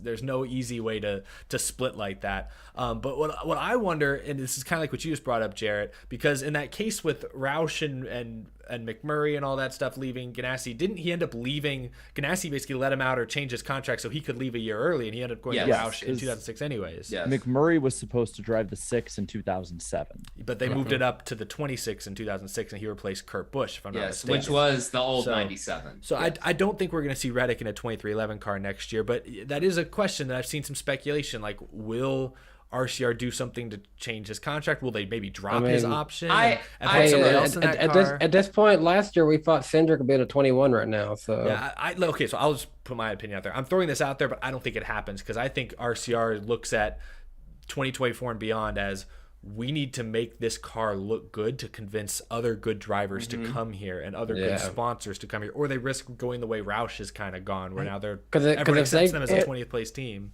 Yeah. But I would say that RCR is a much older school team. That's fair. Similar to the way Roush was. And they might just go, if Richard Childress is that upset about it, because I mean, he did say, everyone likes to say, oh, they give Austin Dillon everything, all the focus is on Austin Dillon. Meanwhile, Richard Childress literally said, we want to build our organization. No, he has been on the record. Reddick. He has been on the record saying, like, yeah, they do want to build it. I wouldn't put it past them to take it personal and just be like, get him out of here as soon as possible. We don't want him. But here's the thing: the way like the whole press release thing was handled, I still can't get over that. I've never seen any like professional sports team, professional race team, professional whatever put out a press release, look at the press release, review it, and say, yeah, this is perfect. That's good to go. This will answer all the questions. Yeah. Look, I totally get where they're coming from about, look, like we've invested so much time and effort into this guy, bringing him up through Xfinity up to the Cup Series now. He's carrying our Cup Series program currently, but you don't put out a freaking press release like that. If you're RCR, you have to, like, thinking about this in a broader sense, like, you've lost 2 drivers in a span of 10 years now who were either, your organization, or we're meant to be the cornerstone of your organization building back up. Like that, at that point, you have to have like an introspective look and be like, what is wrong with RCR that people don't want to come here, even if we literally give them everything to build around them, make them the number one guy, which is, again, is what Richard Childress had said over and over again. So I think that's where it's like, is it a cultural problem? Is it just that there's writing on the wall that they're not going to get better? What is the issue with RCR that isn't an issue with a newer, less proven team? Like Trackhouse, because Trackhouse, don't they get ECR engines? Yeah, they have an affiliation with them. And with everything, with the cars all being the same, is it just the people at RCR just are missing the setups? Like, why is Trackhouse beating RCR this year? That's a good question. I'll tell you why. Justin Marks' team philosophy is, yes, they have 2 cars, but it's one team. It's one whole team and stuff. So they share. Everybody shares everything. So Jared talks about, hey, some of these old school teams, they're not willing to change. I think that's another aspect. Are you suggesting that RC still favors his grandson Austin Dillon too much? I honestly, look, I'll be honest, like, yes, but not a whole lot. If I were to give a bit of a percentage here, maybe a 51 to 52% to like the 48 to 49, slightly. He sits on the 3 pit box a little more often than he sits on the 8 pit box. Yeah, is that what you're trying to say? Yeah. But I mean, I'm not trying to does he ever visit the 42? But I'm not trying to take away from his other statements, because he has been on the record like, yes, like I do want to build this team around, Reddick and stuff like that. But also, like, maybe Reddick is kind of maybe like thought of like, okay, he's thought about the future, because he knows for sure Austin Dillon's not going anywhere. So it's like you also need help from your teammate to help develop, for the future, help develop the team and stuff too. So maybe that was another aspect of that too. But then it's like, I don't know if it's really that, because you're going to 2311 where Bubba Wallace is most likely your teammate, and he's not exactly setting the world on fire neither. So hey, who knows what the deal is? Perhaps maybe it might just be that, hey, 2311 is offering a whole lot of money to come over too. I think, to me, it's just 2311 is a newer team that I think has a higher ceiling. I mean, let's be fair, they're cooler. They've got cooler sponsors. They've got Michael Jordan as the team owner. I'm sorry, Richard Childress Racing, fans who are over the age of 30, drivers who are over the age of 30, they think Richard Childress Racing is badass because of Earnhart and all the history and success they had decades ago. But people our age, people our age like Tyler Reddick, obviously he has tremendous respect for Richard Childress. I'm not saying that. But I'm saying to him, fucking Michael Jordan, I'd sign that contract. I don't even know if I'd read it. No, also, the last time Richard Childress Racing won a Cup Series championship, none of us were born. So that also doesn't help either. That about sums it up. So going forward, though, who does RCR put in the 8 car? Because I don't think they're selling that charter. I think they're going to stay a 2-car team. Who gets the 8 in 2024? Darian, go first. All right. Hey, just for the sake of chaos, put Rowdy in the 8 car. Kyle Busch returns. No, I'm kidding. It's going to be in 2024. Kyle Busch is not going to wait a freaking year to drive for RCR until that seat's open. So that's not going to happen. But realistically, if you're going to look in the pipeline, let's see. Austin Hill's winning. He's running well at some places here and there. Maybe he's an option.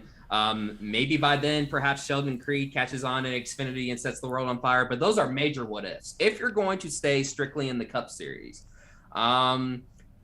this is an outside the box theory. I saw some rumors where, hey, if Junior Motorsports maybe wants to get in the Cup Series someday, maybe they could just outright buy RCR. Hey, I know that they're still around. They're not going to buy RCR. They're not doing that. Where did that rumor come from? Because I've gotten so many messages about it. I've seen people on Twitter have been saying that. Hold on a second. This is exactly the same kind of rumors that popped up when Junior was leaving DEI. It always goes back to Richard Childress Racing in the 3. You never know. Until we see some.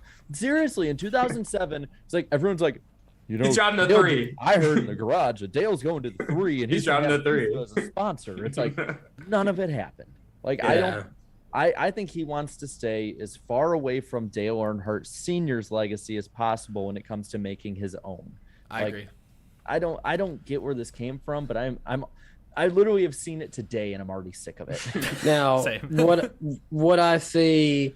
A recommendation from Earnhardt Jr. for them to sign Josh Berry, maybe. Yeah. Oh, I could see that. Yeah, I could see that. And there is a few. Granted, I'm trying to find a chart that actually will tell me when certain drivers' contracts are up. The only one I've been able to find, I know, is not entirely accurate on everybody. But I mean, I hate to say it, but Alex Bowman's contract ends in 2023. If they don't sign him, he might be an option. Ooh, here's another option too. I just thought about this. Actually, these are 2 options, and Jarrett, you'll love the second one. They're not going so well over at, Roush Keselowski Racing. Who's to say Chris Buescher doesn't get out of that deal? Maybe wants to go try something with RCR, or, hey, this guy's been proven he's pretty good on road courses. We have a lot of those and super speedways.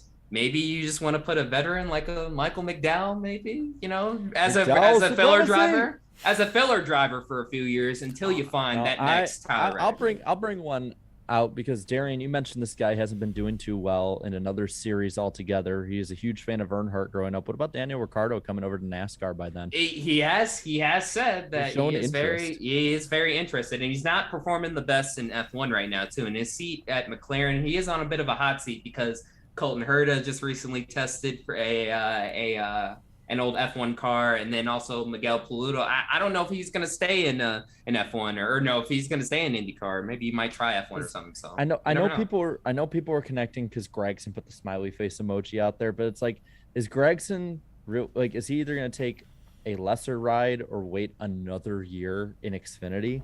Yeah. Like, I mean, maybe he's just playing the big brain move here, and the 8 car is actually that coveted seat everyone wants at 24. But I don't see him doing that if he has the option not to. Now, there is a Bass Pro Shop sponsorship. It's a connection. But I don't know, unless there's some teeth put to that rumor. I don't know. Hey, really quick, chat. My bad. I said Alex Palou, or I meant Alex Palou. My bad. Yeah. I said Miguel Paludo at first. I was like, wait a minute. No, wrong guy. So no, he's totally with Ganassi. So yeah.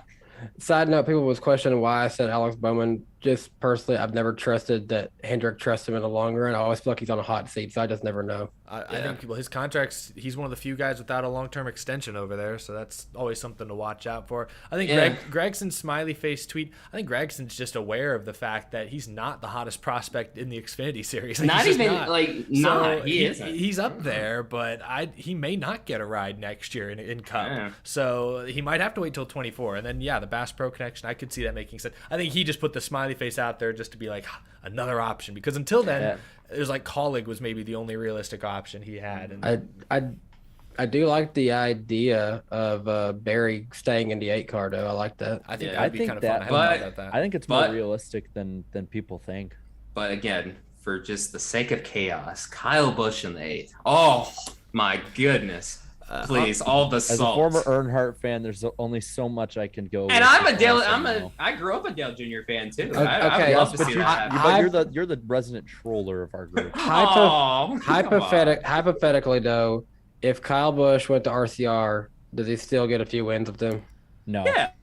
I think Kyle Busch is good. Dude, he's not even winning that much with JGR. He'll still a super speedway win. He'll still one super speedway win. Kyle Busch? Okay. Well, here's what's Kyle Busch on the super speedway.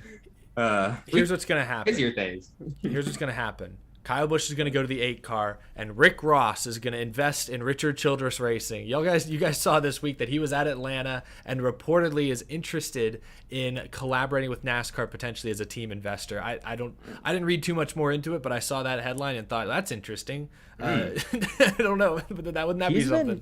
He's been all over with the NASCAR media. Remember, we saw that clip of him driving Jimmy Johnson's car. And dude, did he buy that? Is he like a big? I have a feeling that he bought that not knowing anything about NASCAR, and just all of a sudden he's like, I want to know more about this. Hey, really quick, you guys froze on me for a second. We're talking about Rick Ross now, right? Yes. Yeah. Okay. I didn't hear you guys, but anyways, no. So Rick Ross is recently he has his own little farm. He bought his own bull and stuff. He has a bunch of horses. Bull? Yes, he had his own little baby bull, basically. Yes, I swear. You mean a calf?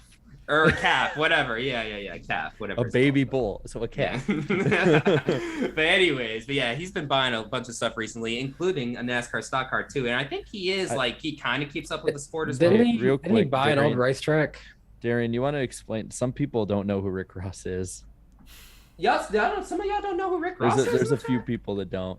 Oh, he's a rapper, y'all. He's been Okay. he's been a rapper for a long time. He's got to be 40s, in his 50s. 40s, I think. Yeah. That's why, dude. We have an audience in their teens and 20s, man. Yeah. But no. So, but yeah, he's a rapper. He hasn't really like put out too much music nowadays. But Yeah. So supposedly Rick Ross bought Middle Georgia Motor Speedway.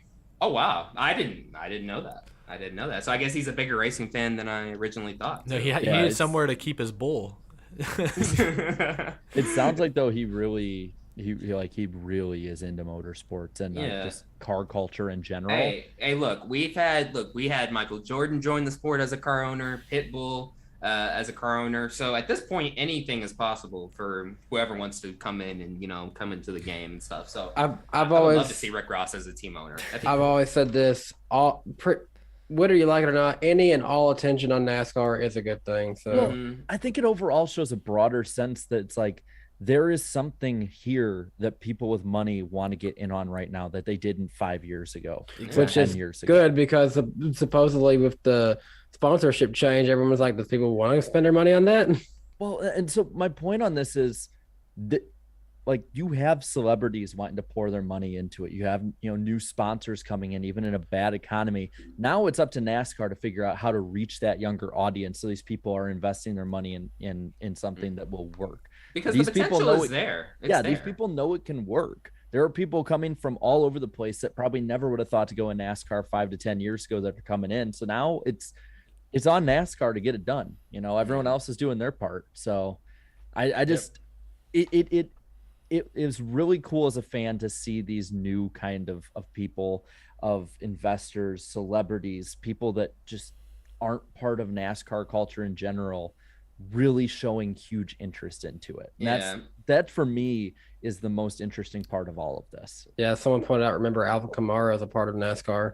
He is. Yep. Yeah, we saw him at Nashville. And who's the guy working with Jesse Iwuji? Oh, Emmett Smith. Yes, the second greatest running back of all time. That's the guy who to Adrian Peterson, who has wasted a little bit of money. Let's face it. Well, this has been a riveting show so far. Time has flown by, but it's gotten to that point of the show where we got to break down the upcoming races this weekend. We've got both Xfinity and Cup racing at New Hampshire. We've got the SRX racing. Are they at Sharon this weekend? I don't remember which one they're at. No, it's not Sharon. It's I-55. Sharon's the I-55. finale. Ken Schrader's racing this weekend. That's pretty cool. Yeah. But let's kick things off. Before we get into picks, here's some important race information. The Xfinity race is called... Is it really called that? The Crayon 200, right? That's what it said on NASCAR's website. I'll double check again. Wait, Jarrett, how do you say that? Crayon 200. 200 laps. Crayon 200. It starts at 2:30 p.m. Eastern on USA. Radio will be PRN. Weather looks pretty good. No rain concerns on Saturday for a change. 85 degrees, partly sunny, only a 3% chance of rain. Christopher Bell won this race last year in the 54 car. The Cup race on Sunday is the Am Better. Is it Am or AM Better? I don't know what it is. Am Better 301. Hey, what's with these names this weekend, man? What's with these race I like names? the crayon one. This one is 301 laps as usual. It starts at 3 p.m. Eastern, also on USA and PRN.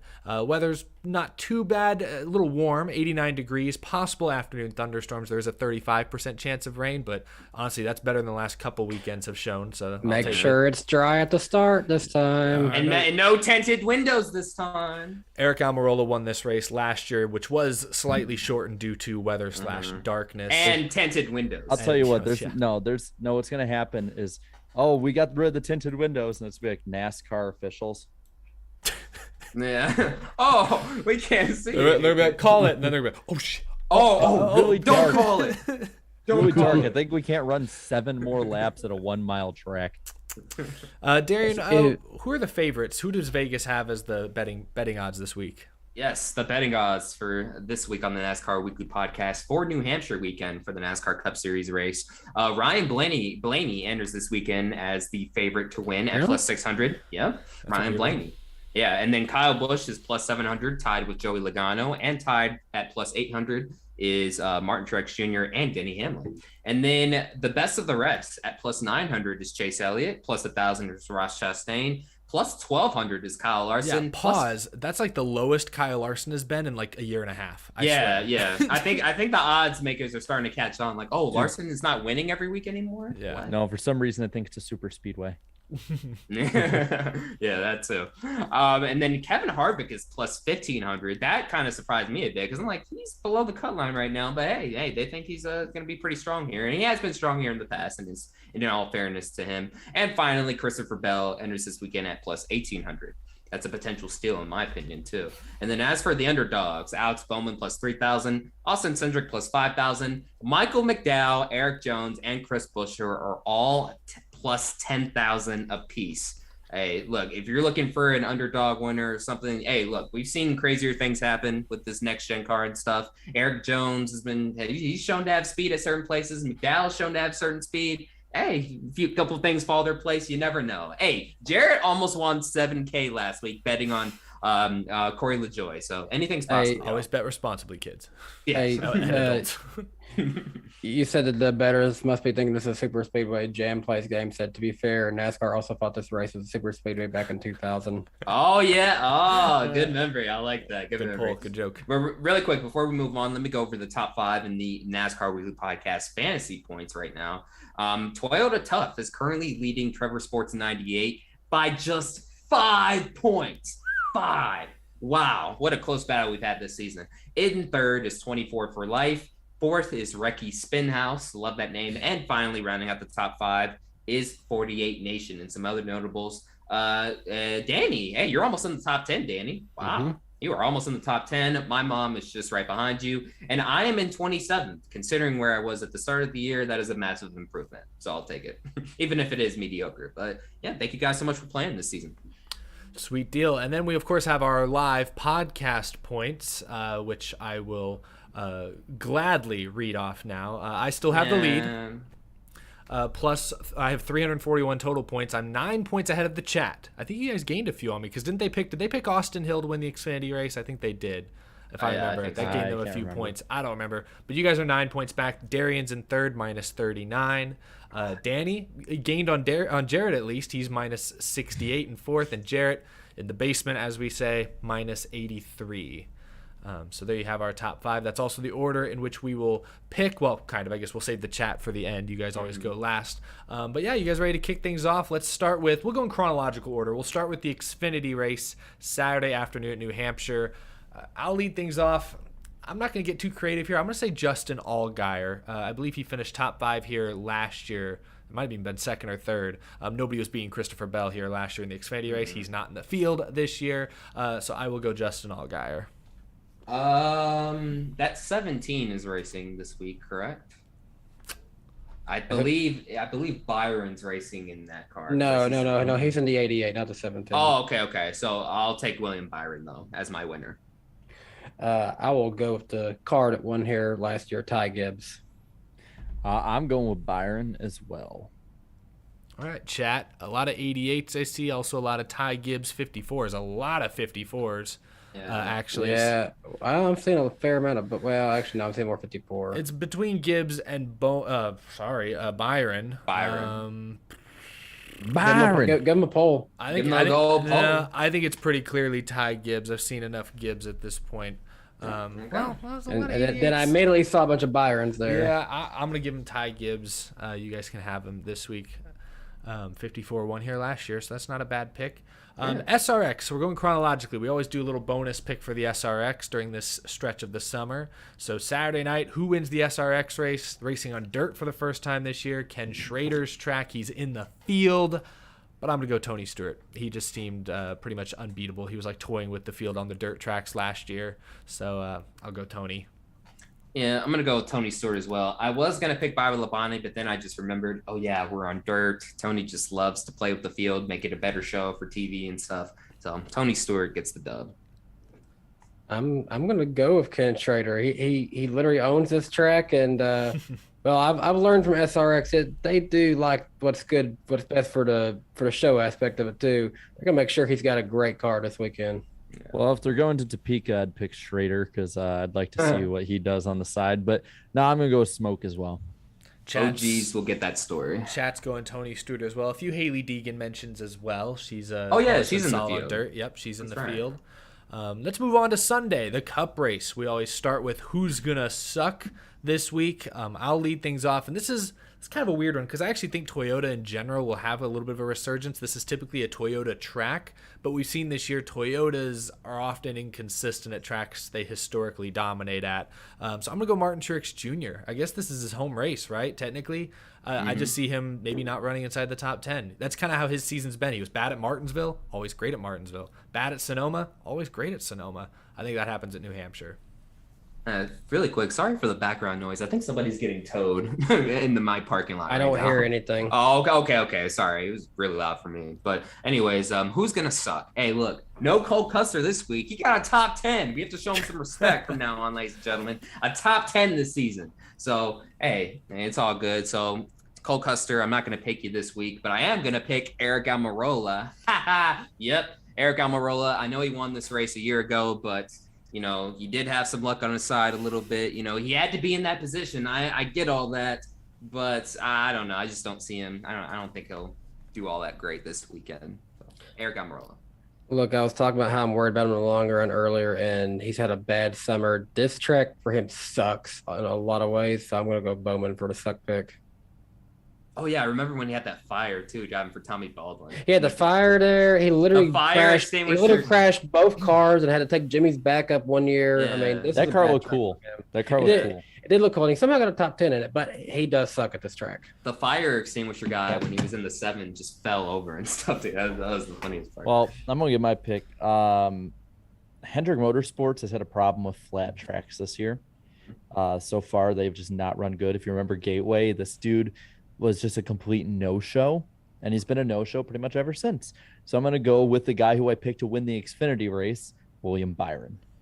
Ooh, all right. I think the chat, I'm not going to give this one too much focus. I saw a lot of Cole Custers earlier. That's not very original. I do see some Chase Elliott's, but I have a feeling that's not the consensus, so I'm going to just give them Custer. We know they won't pick him to win anyways. I guess we try to respect Cole Custer on this show. Yeah, he got a top 10. The y'all. chat does not seem to care or share that same sympathy. So let's move on to our dark horse. Who is the underdog pick for this week? I have a feeling I know what some of you guys are going to say, so I'm going to go with one I think is a little outside the box. I'm going to say Brad Keselowski. He actually had some pretty good speed at Atlanta this past week, and I know it has nothing in common with New Hampshire, but just maybe that momentum, a little extra pep in their step. They had a little bit of a speed. And last year in Penske equipment, granted, he finished top 5 and led like 50 laps. So I don't expect him to do that in a Roush car, but I hope he runs top 10. Stats-wise, this is a great track for him. Yeah. So my dark horse is going to sound a little bit crazy at first, but then when I give my reasoning, I think it'll sound a whole lot more reasonable. Christopher Bell, and the reason he's not my win pick is because, I mean, he is very good here, but we know his crew isn't the best crew in the world. So he would be my win pick for this weekend, but unfortunately, I think his crew is somehow going to mess it up. So I have to unfortunately demote him as a dark horse pick. So if he can get a top 5 at least with, this messed up crew he has and stuff, then hey, I'll it's better than being 25th. So Christopher Bell, that's my dark horse. I'm with Erica this one. I said stats wise because I've been looking at it. His stats are really good here. Even his very first race, I think this is the one that Logano won because of rain. But his very first race in the 09, he finished 6th at New Hampshire. So it's always been a good track for him. He has 2 wins here and several top 5, several top 10s. So even in the car he's in now, I think he can still have a great finish here. Last year, my pick for dark horse, he finished 14th, but at the same time, though, he was relatively quick, especially compared to his other runs of the year. The team overall was quick, as we saw. So Cole Custer is my dark horse. Take that, chat. Sorry, I don't know why I got so heated right there. Chat's going Kevin Harvick, by the way. Yeah, pretty clearly. Solid dark horse pick there. I think that's respectable. Good stuff. A lot of different picks there. Let's move on now to the final segment of our picks. Who's gonna win? Who's gonna win at New Hampshire, y'all? I actually really liked your take on this, Darian, and you're right. I'm worried about his pit crew, but I think Christopher Bell, look, The dude has literally never lost an Xfinity race here. He's 3 for 3. He would have won this race last year if it went the distance. I think Christopher Bell gets it. I know this contradicts my suck pick because I said Toyotas have been inconsistent at tracks they're usually good at. The Bell's very consistent. But I think Christopher Bell is just so good here. If the car is even half what he needs it to be, Christopher Bell is going to get his first. So you think even despite all of his crew's mistakes, he's still going to somehow pull off a victory? It's a shorter race. What, 301 laps? They may only need to make like 3 or 4 pit stops. Let's hope they can do 3 or 4 clean ones. Okay. All right. Hey, I think that's a really risky one, but hey, teach their own, man. I'm going to go with Ross Chastain. Ross Chastain has been consistent everywhere he's been. It seems like he's ran up front at most places too. This track did you guys say earlier this track was comparable to Gateway, correct? Gateway in Phoenix. Gateway in Phoenix. Okay, so at Gateway, before he was involved in all that drama, he was running up front there for a while too. It was a lot harder to pass there. So I think he'll run the exact same way here. But this time he'll compete for the victory. Ross Chastain. And I am actually going to go with the guy who won Gateway, Joey Logano, because this track is very similar. He's had a lot of success on flat tracks that we've been to this year. And this is, well, like I was saying with Brad's stats, this is a favorable track for Penske in general. So we'll go with Joey Logano in this one. Before the season, looking at the schedule and just all the different changes and everything, this is one of the few races where I already knew my pick well before the season even started, just because this is his bread and butter track. If he's going to lock himself into the playoffs, this is where it's going to be. Christopher Bell. Looking at the chat, kind of all over the place. I'm seeing a lot of Blaney and Kyle Busch. I did see a lot of Blaney's. I will put up a poll.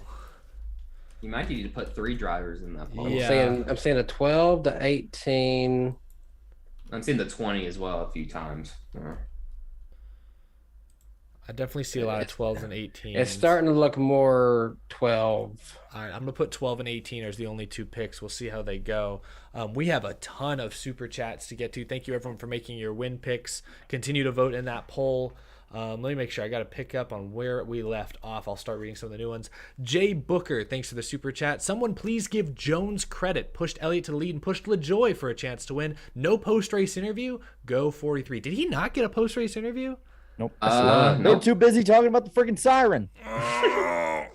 The siren. That's also this. We pointed this out earlier. Guys, it go wee woo down there. Let's go film it. We pointed this out earlier, but Rosh Chastain, oh god, that's gonna be so hard to say. Left a super chat looking for the pace car. Alex Luff, thanks for the 2. Rex from Toy Story. Chastain's at it again. That's good line. Jasmine Howard, thanks for the 10. Only Kyle Petty can watch Ross Chastain race and come to the conclusion that he's the victim. There's give and take at the front. He's not a back marker anymore, so he needs to stop racing like one. Oh, did Kyle Petty, was he labeling him as a victim? No, I didn't hear that Kyle clip. Petty defended him and said that the media is making him the whipping boy and stuff. Aww. Let's be real. Hey, let's be real. Kyle Petty is like the most base NASCAR reporter we got. I mean, he was the one who called out Danica well before everybody. That is true. And to be fair, Petty did call the move Chastain made on Hamlin this week stupid, so he wasn't totally defending Chastain. Thank you, Irvin Alvarado. Food Locker Supermarket coming soon to your local neighborhood, and sign up for Groovy Points for grocery savings. Yeah, I don't know why. I've never actually been to a Food Lion, so I guess I was just thinking of I don't know why I was thinking of Foot Locker. You were thinking of Foot Locker. I've only been to a Foot Locker probably like once or twice too, so I don't know. They don't have any Food Lions in my neighborhood. Thank you, Hall of Fame City Gaming. Hamlin has a history of Chastain type racing. Yeah, but not recently. I don't know. Yeah, not recently. Chastain makes one mistake. Okay, he makes like 6 in one summer stretch. Oh, okay. Andre the trucker guy, thank you for the 2. Hi, Eric and Iceberg. Y'all are awesome people. Well, thank you, Andres, and I'm sure Jared says thanks as well.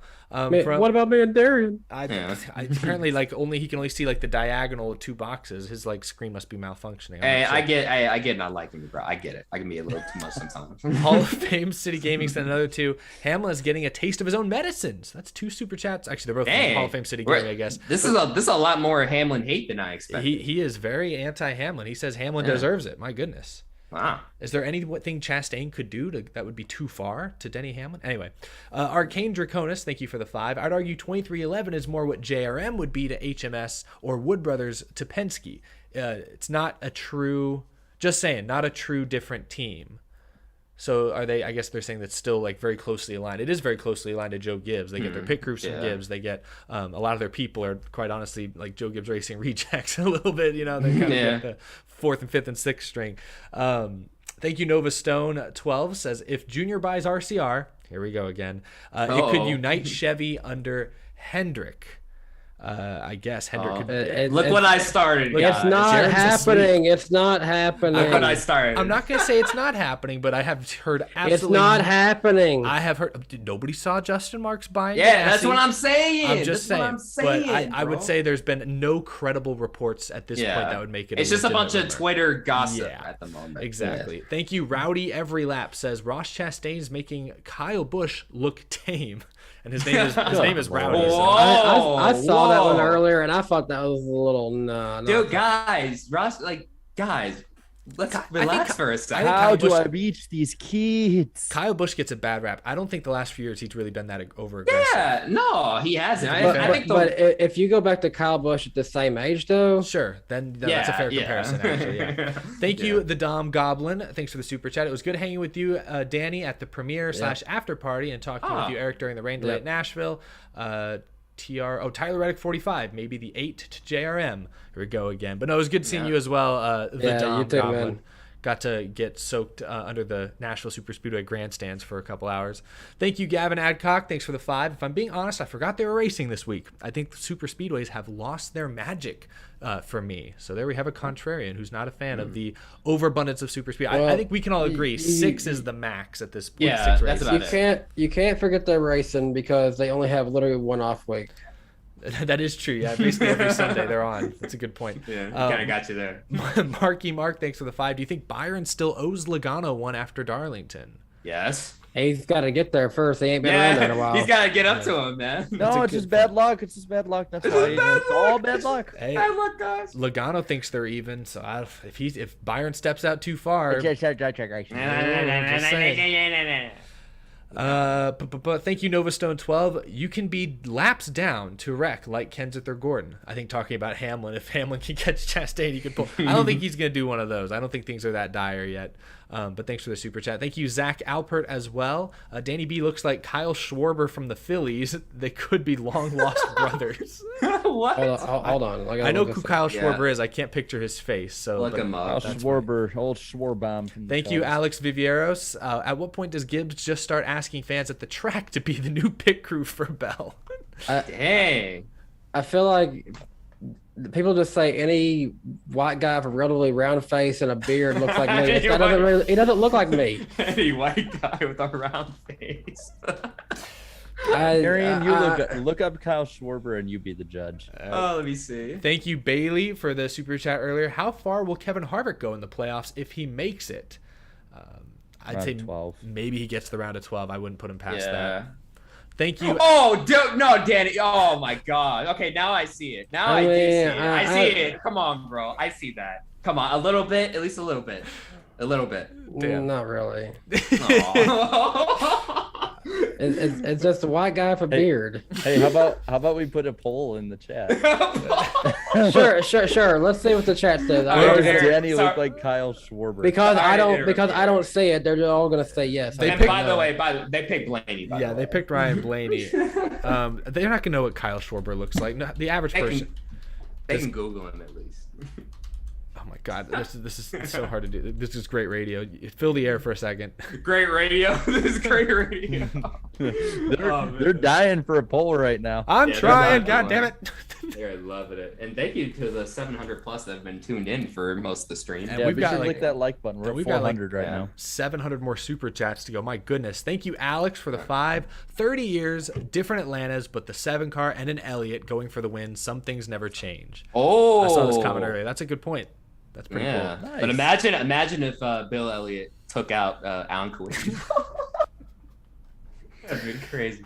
Thank you, Max M, for the 5. Curious to know what y'all's thoughts are on Chastain eventually becoming the new Intimidator, or at least being a villain due to over-aggressiveness. Oh, dang. I mean, I can understand a villain. I ain't going to say Intimidator, though. I just Dang. wonder if he'll ever start getting booed. Are we getting, because he still doesn't really he get has- booed. A little he bit. hasn't? He gets a little, Okay. but it's nowhere close to Logano or Busch, at least the races I've been to recently. Because I think most of the fans, they understand where he came from. He was that underdog and stuff, so he's they're so still willing to roll likable with that. when yeah. he's not making these mistakes. That's the thing. Yeah.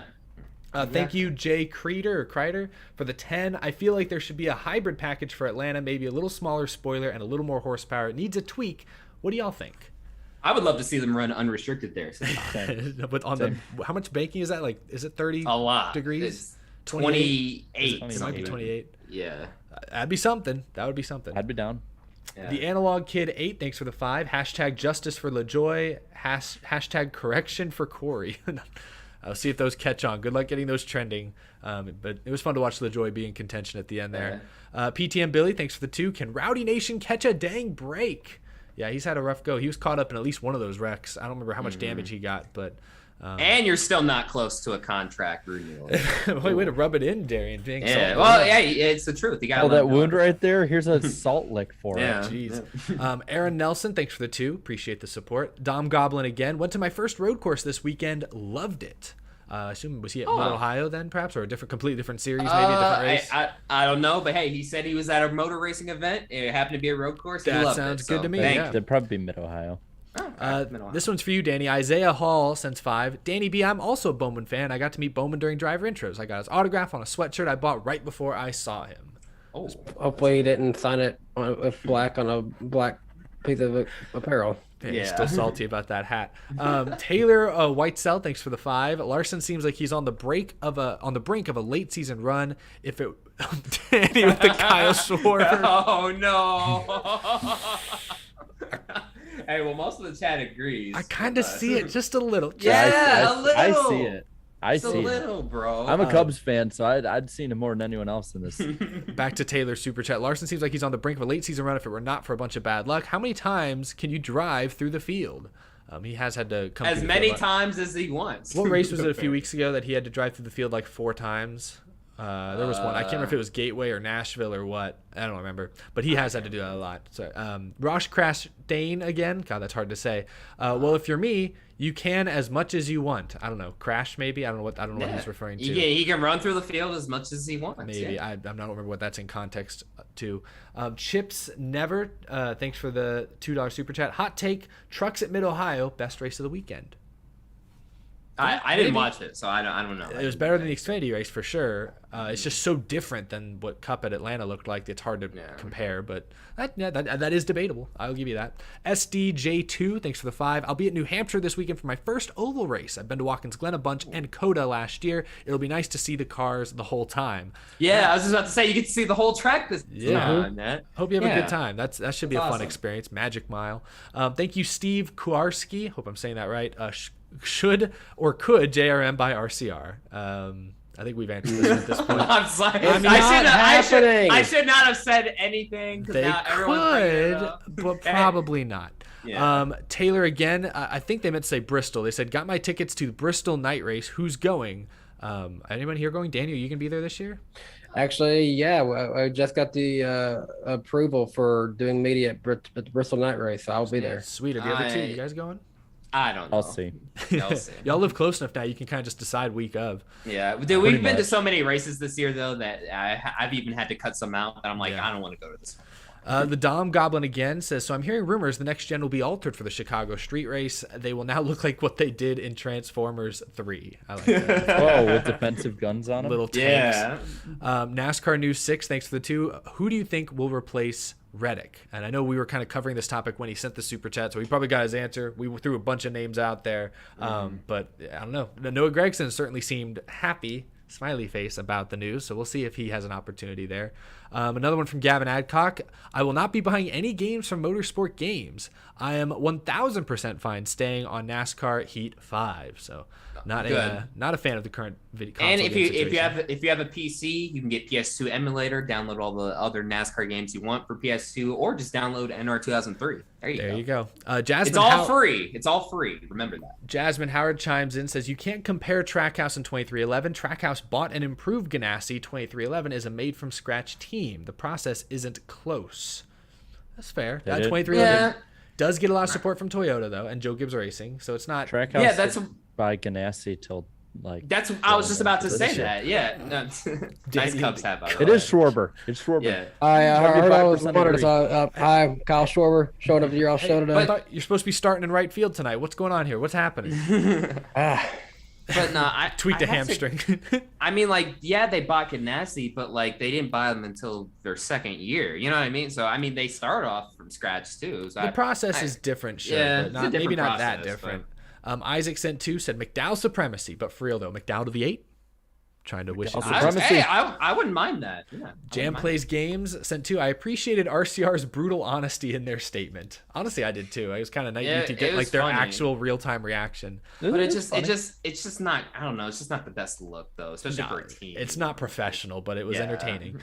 Sly Supersonic, always good to see you for the $10.75. Hello, my Fantastic Four. It's been a while. Could you guys imagine the fan base reaction if Kyle Busch went to the 8 in 2024? Oh, I'd love it. We talked about it. I love it. I know Darian wants the chaos. Let's make it happen. Come on. Yeah, it'll be interesting, especially if they make it like super colorful, like Kyle Busch's cars have traditionally and been. if they make it damn near close to Dale Jr.'s 8 as well, to the font and everything and stuff, without getting sued, of course. There you go. It's already as close as I think it can get. Yeah, so it's already close enough. Rosh Crashtain throws his opinion in here. Kaz Grala to the 8. Haven't heard his name much since like Daytona, or was he's it a COTA? decent driver. I think he ran COTA. Sponsorship is the problem there. Yeah. Levi Shones says Rick Ross bought a legendary monster truck too. I don't know which one. Oh, he did? That sounds like a very Rick Ross thing. Dude, Rick Ross has like money to blow, man. Apparently. Yeah. Parker Hercula, thanks for the 10. Richard Childress would be a fool to sabotage his own team just to spite Reddick. Use this opportunity to bring in top prospects from Xfinity or truck drivers to drive the 8 in 2024. I agree with Parker, but I don't know. We'll see how upset Childress is over this move. Maybe he's not thinking clearly. I don't know. I'll give him his credit though. Jake Alcorn, thanks for the 10. Good show, y'all. Maybe LaJoie gets a shot at the 8. Feel like he's the new underdog favorite. Reminds me of how everybody was behind DiBenedetto for a while. Smash that like button, y'all. I appreciate that. Thank you, Jake. But I mean, I think we've even been critical of the way LaJoie's been running this year. I mean, outside of competing for the win at Atlanta, I mean, this year, has he really been running where he's supposed to? I mean, not quite, in my opinion. I mean, for Spire. Yeah, for Spire. But I feel like we always all say that. expected. Sorry, we always say that about him. It's just like, it's always the car is not good enough. The car's not good enough. At some point, you'd hope the car is, and maybe that's what these Daytona or these super speedway races are a glimpse of. Maybe. Just a few more. I say a few. We've had like 10 more. Really appreciate the support tonight, y'all. Trying to go through them. Thomas Kelly, thanks for the $1. Really appreciate the support. Hoosier Films sent a couple super chats. First one, Truex's home track is Dover, 1 hour. New Hampshire is 6 hours. I forgot. He's from New Jersey. Right? Oh yeah. I don't know why. This is actually, I think, Logano's home track. Yeah, maybe I was getting them mixed up. I forgot Truex is from New Jersey. So appreciate the super chats. Hoosier Films, thank you for the support. Jay Booker says Chastain's middle name is Robbie Gordon. I didn't know that. You had access to his birth certificate, huh? That's a good one. Jacob Morales, thank you for the 2. Appreciate that. Then he sent 5 and said, "What are the chances Blaney makes it in winless?" I think fairly high. I think he's probably the only guy who should be feeling at all safe on points. Yeah. But I'm sure they'd like a win. More playoff points, the better. But I think he's got the best. I think he wins a race. I think he'll win Michigan or something because before the playoffs. All he needs is like a couple wins and boom, he's like in the second seed like that, right? Or even with just one win, I think he's even in the top 5 seeds still. Just needs that one win. Because he gets all the points for being like second or third in traditional points. Antar Das, who at the very beginning of the night sent a super chat being critical of Chastain, now says, "I hope the field destroys Chastain." Whoa, that is some people escalation. They don't like Chastain. Yeah, that might be a little far, but oh no, geez. Thomas Kelly again sent 2, said, "Why Ty Dillon? Will Ty Dillon get an RCR ride?" I think so. He might. Dillon I could see it, and Dillon. I could see it. I mean, Austin Dillon's already there, so why not put Ty Dillon in there? I could see it. No. Dom Goblin again, thank you. Yes, it was Mid-Ohio for the first road course. Cool. Hope you had a good time out there. Got to see a cool first time winner this season, but a cool underdog winner, I suppose. Thank you, PTM Billy. Thanks for the reminder, Darian. Oh, with the Kyle Busch news. Yeah. Hey, no problem, man. I'm always here to remind people of bad news. Yeah.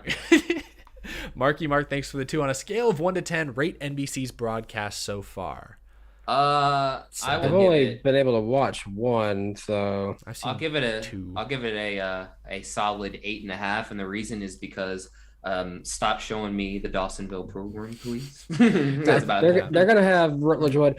Hey Dale, I am out on a lobster boat today. We're out catching today's lobster. That's the next big question. Where is Rutledge Wood going to be sent to this week? I am in the hospital room where Joey Logano was born 30 years ago this day.